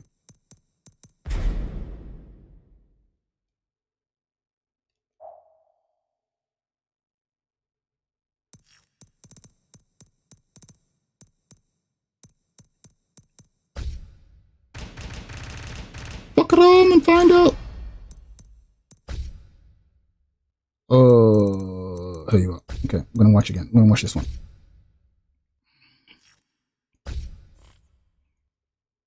Get ready for the next battle. Because I promise you, if you spend some time just getting the maths homework in your head correct, this game makes so much more sense. It's infinitely less random. And to be fair, it's still pretty random, but way less random. Okay, so we're gonna look at individual choices, okay? Let's take a look. Okay, you are -4, right? He's kicked you in the leg.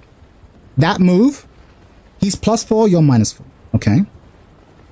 If you push a button now, and he does a 13 frame button, he's gonna beat you. You don't have a button that can beat his 13 frame button. You don't. I can't say this enough.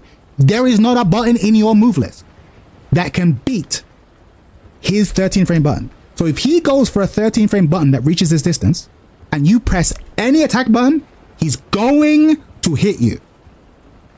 He doesn't do it. Cool. Fine. Excellent. Let's continue. Okay, you're +4. If you do a 13 frame button right now, and he pushes any attack button, you will hit him. He doesn't. You don't. Okay, cool. Okay. You are now +6. You see Tekken? This is Tekken. This is the hidden math of Tekken. You are now +6. If you push a button that is 15 frames or less, right? And he pushes the attack button here, you will beat him. Okay? Let's see what happens. You don't do anything. Cool. All right. We're back.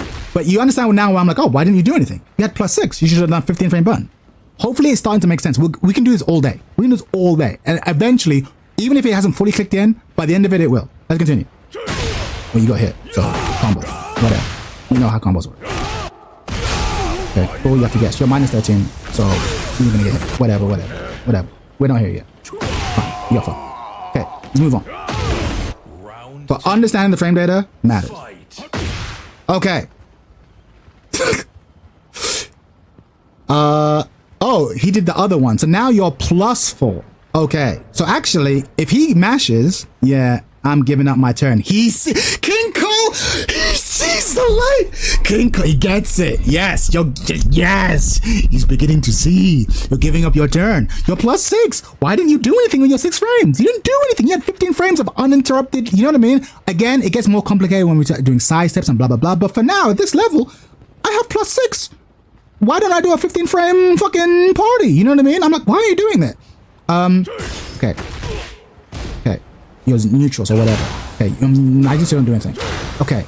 You're -14. So now, here's the thing. Now I'm going to criticize, not you, I'm going to criticize him. He just blocked a -14 move. He should do a punish to you of some sort. He doesn't, right? So even he's not playing correctly. Here's what he should do. He should, and then see that? Punish. Because you were -14 and he did a 10 frame move. I did a 10 frame move to punish you, right?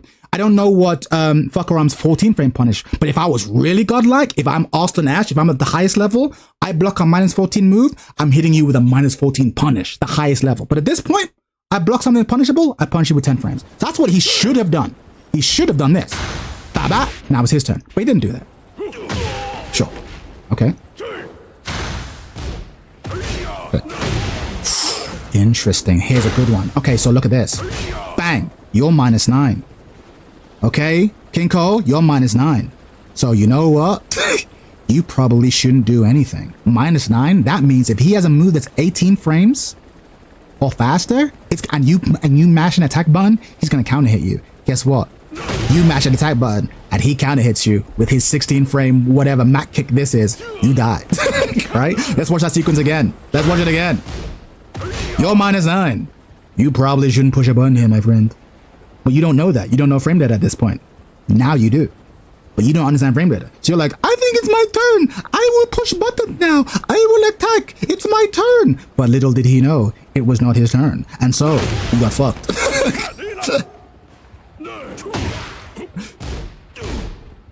I got killed mashing? Yeah, yeah.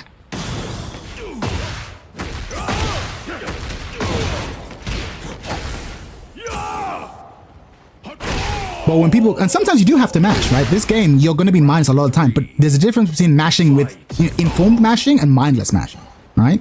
-9 is a little bit too hard to challenge. -4 though, hey, maybe you do. Maybe you hop kick, maybe you sidestep, blah, blah, blah, right? There's options, right? Let's take a look. Okay. Okay. So you see why I'm like, okay, so now you're -7. So this is why I'm saying you're giving up your turn. So now you've given him 7 frames. You're not punishable because, again, everyone's fastest move for the most part is 10 frames. So if a move isn't -10, you're technically safe. He can't do anything guaranteed damage to you. -7, okay. But you've given up your turn now. Now it's unwise for you to push a button. So now he gets to come into your face. Pause. Okay, but this is -12. So what you should do, again, I don't punish optimally either. I'm not giving you a hard time. But because you blocked the thing that's -12, you should, see, punish, right? You should hit him back. So again, so much of Tekken is maths. So much of Tekken is maths.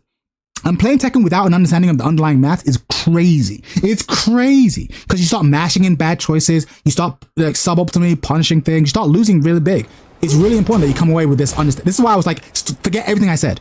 Until you understand frame data, nothing else I say matters. But now you at least understand what you need to look for. You're about to take a huge step forward in your Tekken. Huge step forward. Right? Okay. Okay. Now you understand why this move is so fucking powerful, right? This move is a nightmare because you're -3 now. So you're like, okay, if you push a button here and he does a 12 frame move or an 11 frame move, he's going to stop you. And if he does a 13 frame move, you're going to get smacked. I thought I'd never have to do math again after leaving school. Little did I know I'd be stuck with it as a fighting game. Fighting games are math, baby. Low key, all video games are maths. Spoilers. Okay. So now, if you mash here and he does something that's 12 frames, 11 frames, or 10 frames, you're gonna get hit. Bang. Again, let's watch this again. Let's watch this sequence again. You're -3, and you think, it's my turn, I'm gonna push a button. Bang. Counter hit. Bang.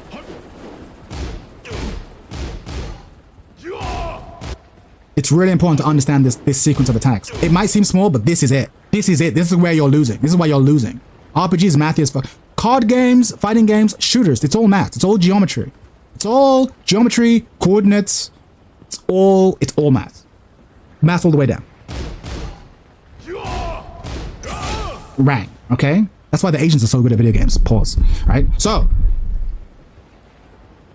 I don't know about that, King Cole. He's not yapping. You are actually closer to GOD than you think.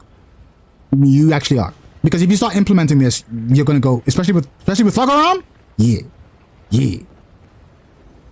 Listen, so, minus 13, right? So now, we're gonna go back. Ooh, you got whiff punish. That was kind of clean. He said, fuck you. Bang! You just gotta die now. Okay. Nice. You are +4. So in my head, I'm thinking you're +4. Okay, so you're probably gonna do, you're probably gonna do 3, 13 frame mid that he can't do anything about. Instead, you just fucking stand there and do nothing. Okay, that was kind of nice. Backdash into this. I give it up. It worked. We'll call that a read. Bro, he took games off me, bro. He's cooking. He was cooking. I was like, I don't know what the fuck's happening. Right, +4. Okay. So now you can frame trap a motherfucker. But then instead you back up and do this. Okay. And that's a really good option. But you can see why this option is so good. Because even if he blocks it, he's still -6. That move is so fucking powerful. Oh, okay. He punished you. I'll be waiting for you to cook me, Cole. I believe. But this is it. Frame data is the game, man. Frame data is the game. Space and time, baby. Space and time. But yeah, once we're done here, go watch some other videos on frame data, and to really make it settle in. Because there's certain concepts that maybe you have to watch a couple times to make it go in, but it's not optional. If you don't understand frame data, you just die to people who do. Alright, so here's what I'm going to do. I'm going to go to a character. I'm going to go to a character who I don't know. I don't play. In fact, here's a great example, right? Kunimitsu just came out. Kunimitsu just came out. Right, so let's have some fun.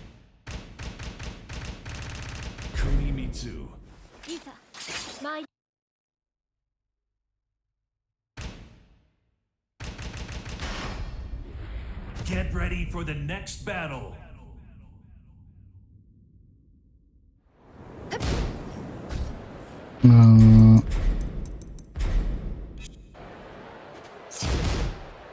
What are good options to look at? This is a great option. Okay, so check this out. Full crouch. Okay. So we're actually going to have our opponent do it to us.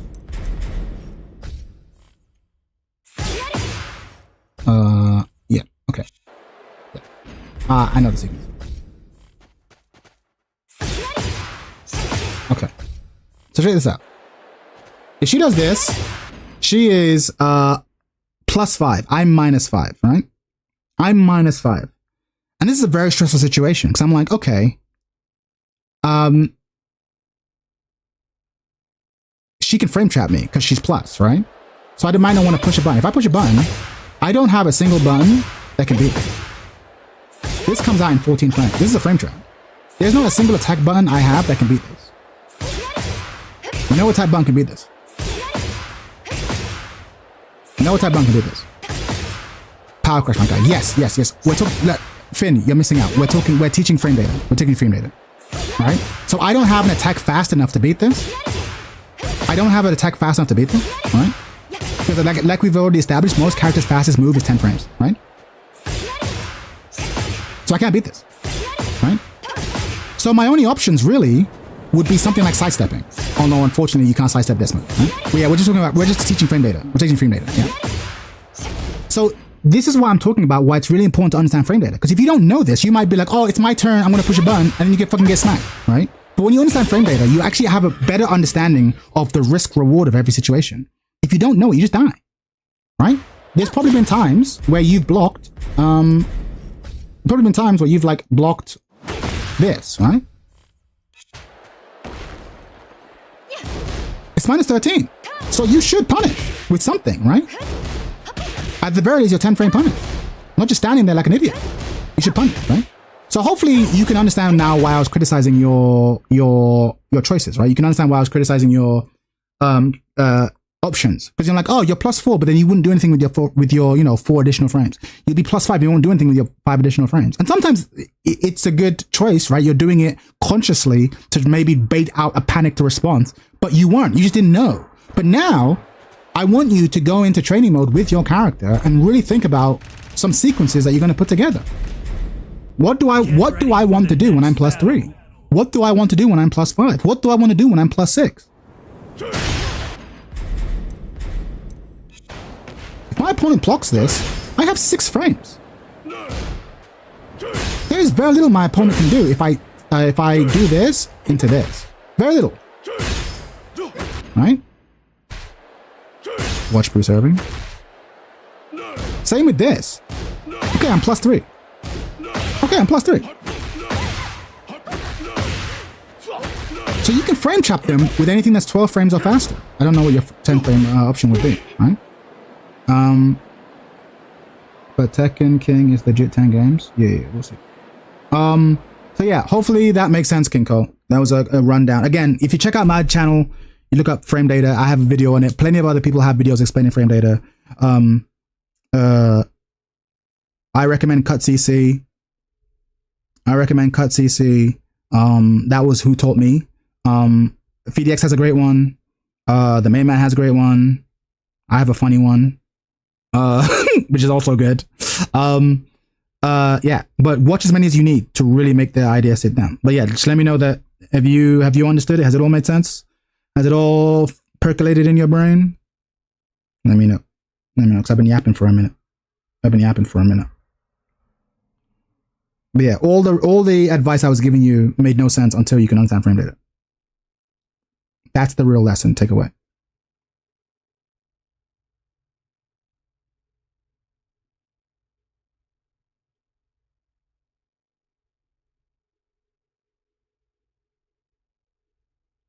Kinko, Chad, thanks. I will try to implement it. Good. Keep me posted. Because we talk all the time. Keep me posted.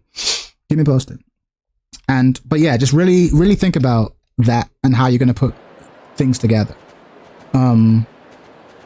Yeah, because again, a great classic one to show you Leo and why Leo's a piece of shit character is because Leo, I know you already probably hate Leo and you're like, I don't know what the fuck to do against Leo.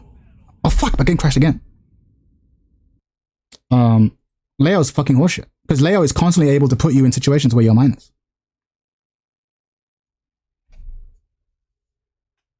And if you don't know that, you're gonna die. You're just gonna die.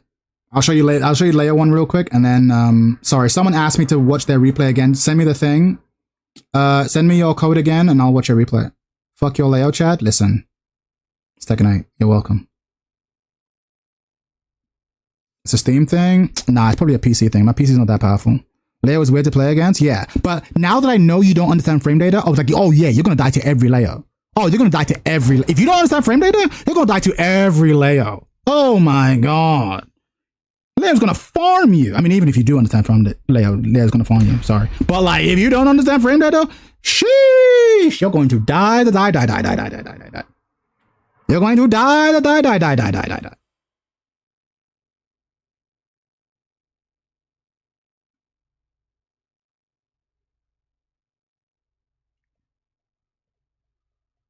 You're going to super die. I understand frame a little bit, but I still die to Leo. Bro, you are going to die.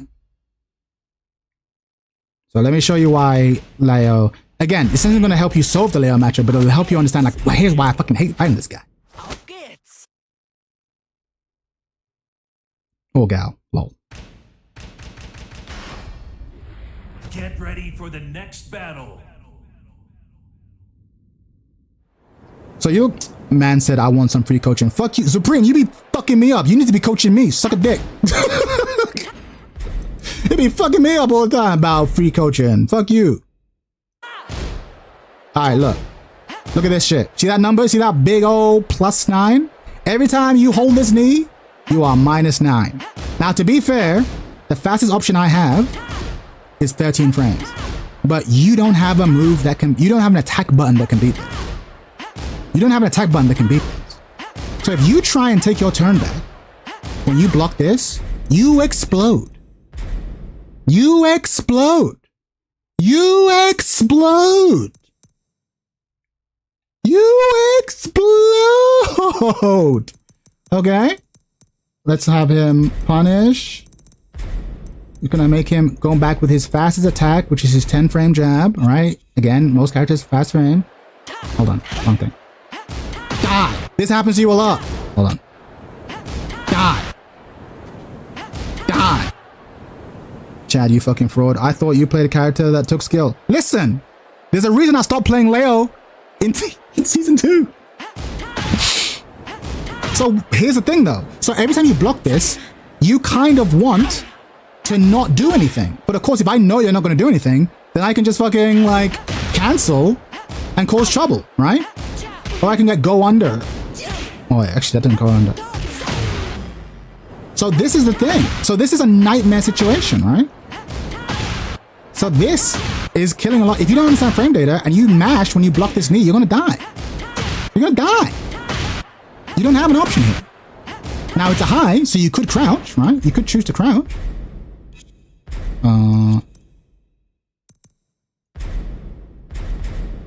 Hold on.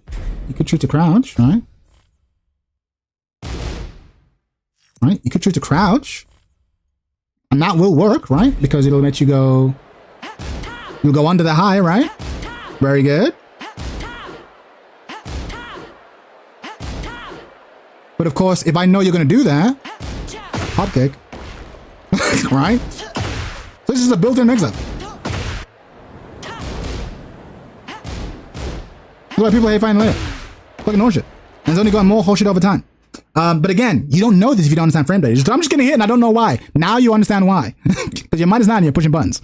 But anyway, yeah. Let me quickly show you my video. Because I love my frame data video, but no one watched it. My frame data video was great, but obviously it wasn't that great. But it's mine, so I'm watching. But it's important that you watch a bunch of them. I'll recommend the one that taught me before I show them. Okay. Actually, wow, 9,000 people watched it. Fuck, take it back. I didn't know. I don't keep tabs of my views anymore. Okay. Chad, I watched your Horang and Lily Stance mix video. All right. Oh, cool shit. All right, link it. No, we're watching it together. If you want to watch it yourself, to be fair, I didn't know how to make good titles. So the whole title, Tekken Service Announcement, Data or Die, Frame Data, How It Works and Why It's Important. In retrospect, I probably should have given it a snazzier name and a better thumbnail. Comments in Slack, it was 8 years ago. Anyway, point is, this video is godlike. And it spent so much time and no one watched it at the time, so I was like, I need to stop making YouTube videos.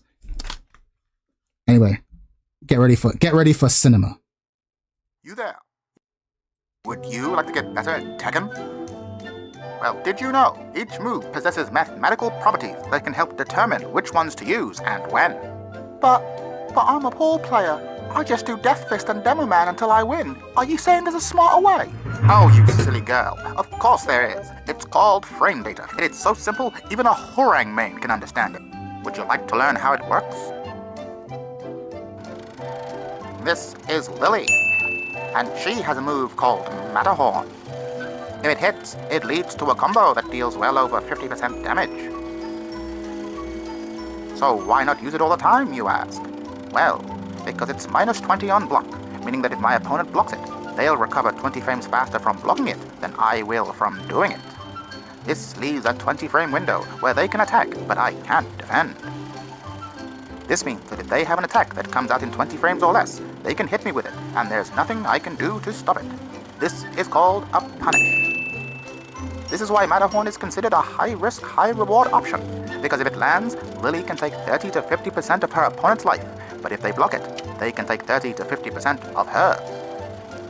This is why frame data is so important, so you can understand the risk-reward ratio. So once upon a time, we didn't have frame data in the game. You had to go to other websites like RB Norway to find the fucking frame data. Now it's in the game. You have to pay for it in Tekken 7 though, but we don't talk about that. Every move, and use them, or punish them accordingly. But frame data is not just useful for defense, oh no, but for offense too. Some moves, such as Lily's crouch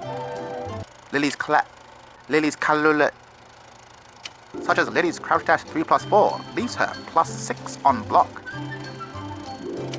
Meaning that if her opponent tries to retaliate with, say, a 10-frame jab, and Lily follows up with a 15-frame hop kick, even though the jab is faster and technically should come out first,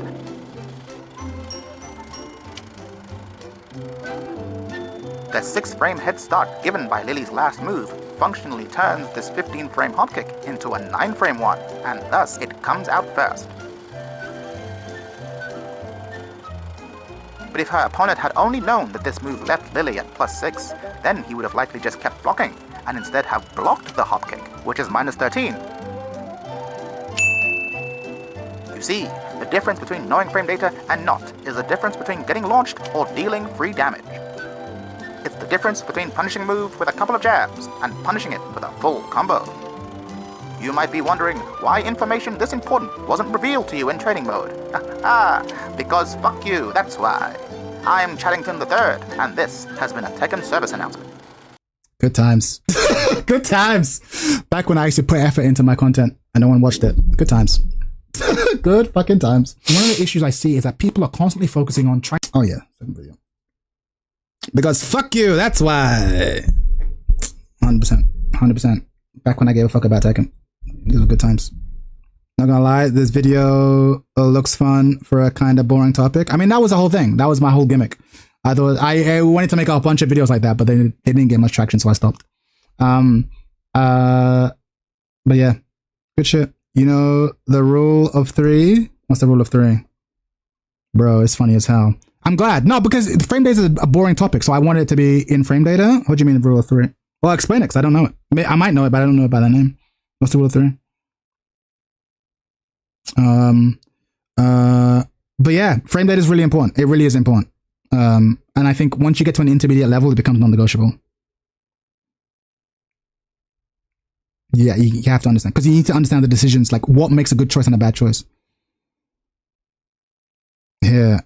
Oh, bro, I'm not reading the document. What is it? I used to talk like a retard. Alright, hold on. Hang on. What's the name of the video? I have to open it, because I have separate computers. Tekken Discord Tech 1. Okay. Give me a second.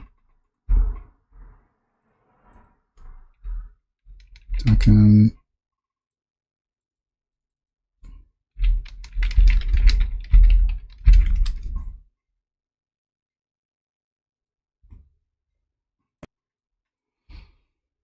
Can you see it? You can. Opponent mashing heat burst as soon as you landed a hit, even though you knew they were exactly gonna do that? Well, no more. I will explain 3 rules to you, so if you never want to get hit by Power Crush... Can we talk about this costume though, Finn? Can we talk about this costume? Talk about this costume real quick. Before we go any fucking further. You bring this filth into my classroom? You bring this filth into my classroom? I see you. Burst or Rage Art or Hop. How dare you? You need to know the absolute basics about frame advantage and how that works. If you don't, look it up. Like, seriously, go on YouTube or Google it, right? So, we have hand-tiling on the left and slave-ling on the right. Hand-tiling... It gets the people going! And then try to follow that up by an attack. Our goal is to not get mashed on with stupid shit by slave-ling. First rule. Slave-ling! Man said slave-ling. Oh, you're going to jail, bro. We'll take the jab as an example. As you can see, slave-ling will answer with an immediate power crush. That jab is +8 on hit. So the rule of 6 says, I can simply add 6 frames to that frame advantage of 8, and as long as I stay in those frames, I will not get power crushed or a heat burst. It's the same activation for heat burst. 8 + 6, what is that? 14. So as long as I stay in the range of 14 frames, I should not get power crushed or heat bursted on. Let's test this. I will now follow my +8 frame advantage up with a 14 frame down forward 1. I should beat the power crush. Yes. Now, I will follow up by doing a 15 frame attack, which should get power crushed. My back 1 + 2. I will demonstrate it. See? It's 15 frames. You're actually a piece of shit. Next rule. The rule of 7. I think you get it, right? If I put on 7 frames on top of my frame advantage, and as long as... My issue is not with the complexity of the lesson. That is not my issue. As I stay in that range, I should be rage art safe. Let's check. She will now do rage art. If I do a 15 frame move, that should interrupt the Well, range. what can I say? I know my audience. Yes. If I now do a 16 frame move, for example, my hop kick, that should get rage arted. Yes, Slaveling rage arted. Great. Now we know how to play around rage arts. Okay. It's to pull you in. I understand it. I know marketing. I get it. We're I not get taking it. the jab. We're taking forward 2 as an example. I'm +6 as you can see. So the rule of 8, I think you get it by now. It dictates that if I put 8 frames on that frame advantage, I can stay in that frames and should not be able to be hop kicked. So Ling, fortunately, has a 14 frame low we can check with and a 15 frame low. The 14 frame low should work and counter the hop kick, but the 15 frame low should be hop kicked. Let's check. Yes. You see? She cannot hop kick that. Let's check the 15 frame low. My ass got hop kicked. Bonus tag. So for this bonus tag we have 2 special guests. We have Ada Ling and we have Concord Asuka. Look at this beautiful color palette on her. The brown, the green. We're talking about can-cans. I was literally about to like can breaks the rules, yeah. It crushes incredibly early, which means you need to establish a very tight 4-frame rule to not get these things to even come out. Look. Generic down 4 works. 4-frame rule. My down 3, 14 frame, should not work. And see this? Never let that happen. King Cole, this is all good advice. I actually think this is above your level. You've just learned about frame data today, but you're seeing how deep the rabbit hole goes. It's useful to know that you don't have to know all of this just yet. You don't have to keep the 6, the 4, the 7. You don't need to know that, but you will get there. Get familiar with frame data first and foremost. But there's levels. Because I think Finn's actually right to talk about crushing, and we'll talk about that in a second. I'll go into training mode and that'll be the last thing I show you. Because crushing allows you, there are things you can do to defy frame data, right? For example, sidestepping, even though 10 frames might be the fastest attack you can do, sidestepping is faster. Always hold back here. But no, it is a nice move. It is a nice move. It is good. It is good. But it's just about your... Why do we have... Bro.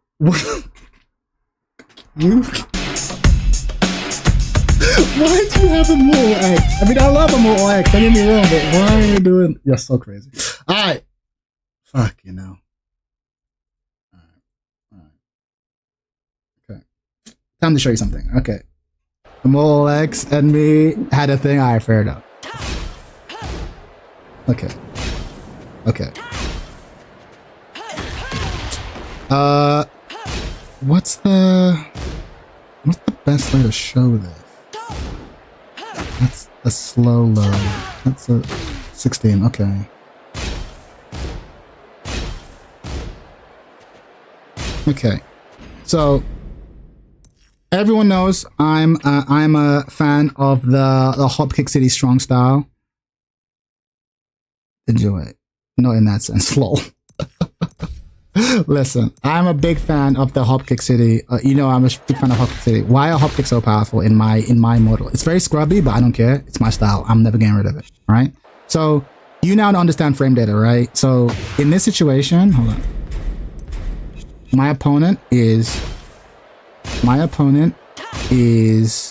you know, as I started doing Hopkicks, I did, Shinathina. I'm a fan. Alright, my opponent is minus, sorry, I am +4, right?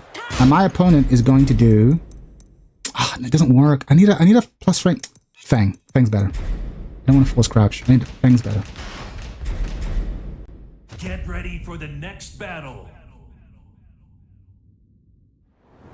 Right.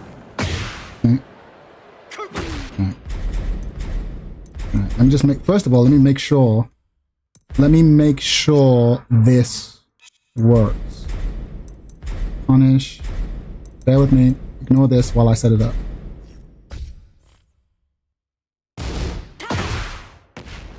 Okay. Okay.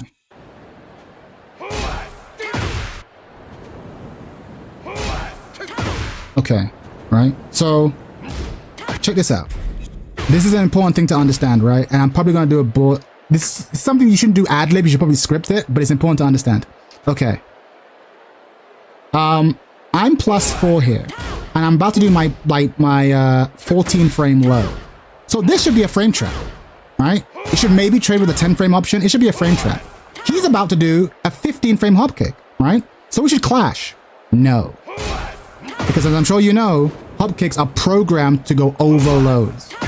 And so even though it takes 15 frames for this to come out, it takes how many frames does a hop kick take to crush lows? Is it 6 frames? 5 frames? How many frames? The point is it crushes lows far faster than 10 frames, far faster than 15. So actually, hop kicks are really good for calling out lows. So there are moves you can do that can defy frame data, right? Crushes on 9 frames? Right, crushes on 9 frames. So it's fast enough. Well, I suppose if I had a 13 frame low, do I have a 13? He doesn't have a 13 frame low. No, he doesn't have a 13 frame low. Per my rule, yeah. He doesn't have a 13 frame low. Yeah, he doesn't have a generic down 4. The thick jab doesn't count.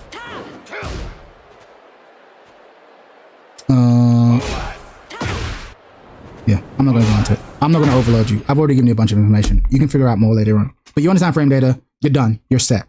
By understanding frame data, you are, I'm not exaggerating, you are 100% better than you were before you entered the chat. Respectfully. You just were. And now you're going to understand decisions better. Now, when you watch your replays, you'll understand, okay, I see what happened here. I see why I got hit here. And hopefully you can go to training mode and be like, oh, actually, this into this is a good option, right? This into this will stop just about everything, right? It's a frame trap.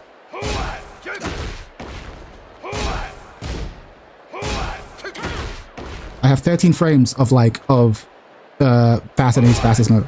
Oh, that was slow. 13 frames. 12 frames. Do I have an 11 frame? No. Yeah, I do. 7 frames. And then... but yeah, you're all good. But yeah, we're done. We're done! Today's lesson is complete. KSRD, 2 days until VF6 details. When is VF6 details? What show is it going to be at? Is it confirmed? Are you certain? Are you certain? Because I'm looking forward to it. I only watched the Sony thing in the hopes that it was going to be class is over. Yeah, class is over. Class dismissed. Now get out of here. Go out here and launch some people with home hop kicks. Yeah. I'll do another replay thing tomorrow. I was kind of faffing about today because I'm kind of tired. But we'll do it tomorrow. Thank you, Sensei. No, thank you, Kinko. Thank you, Kinko. It's fun. It is fun sharing this information with people because I spent so much of my fucking life learning this dumb video game. The least I can do is share this information with other people and save them some time. So yeah, it's good shit. Good shit. And yeah, don't feel bad if it doesn't feel really nestled in, but a lot of Tekken is... I can't stress this enough. Now that you understand frame data, you are so much better than you were before. You'll get it now. I will go and lab. I'll set now, Chad. Good luck, bro. You're still gonna have to guess. It's not even me. It's not even like, oh, because I'm so good. It's not because I'm so good, because Leia was fucking horseshit. But yeah, go lab the set. Go lab. You're still gonna have to guess. Go lab. Go lab. But yeah, we're done. So yeah, I'm gonna leave you guys on YouTube. Peace out. Farewell, YouTube, homies. I'm gonna leave. And then as for you losers here on Twitch, let's go raid someone. Nah, I mean?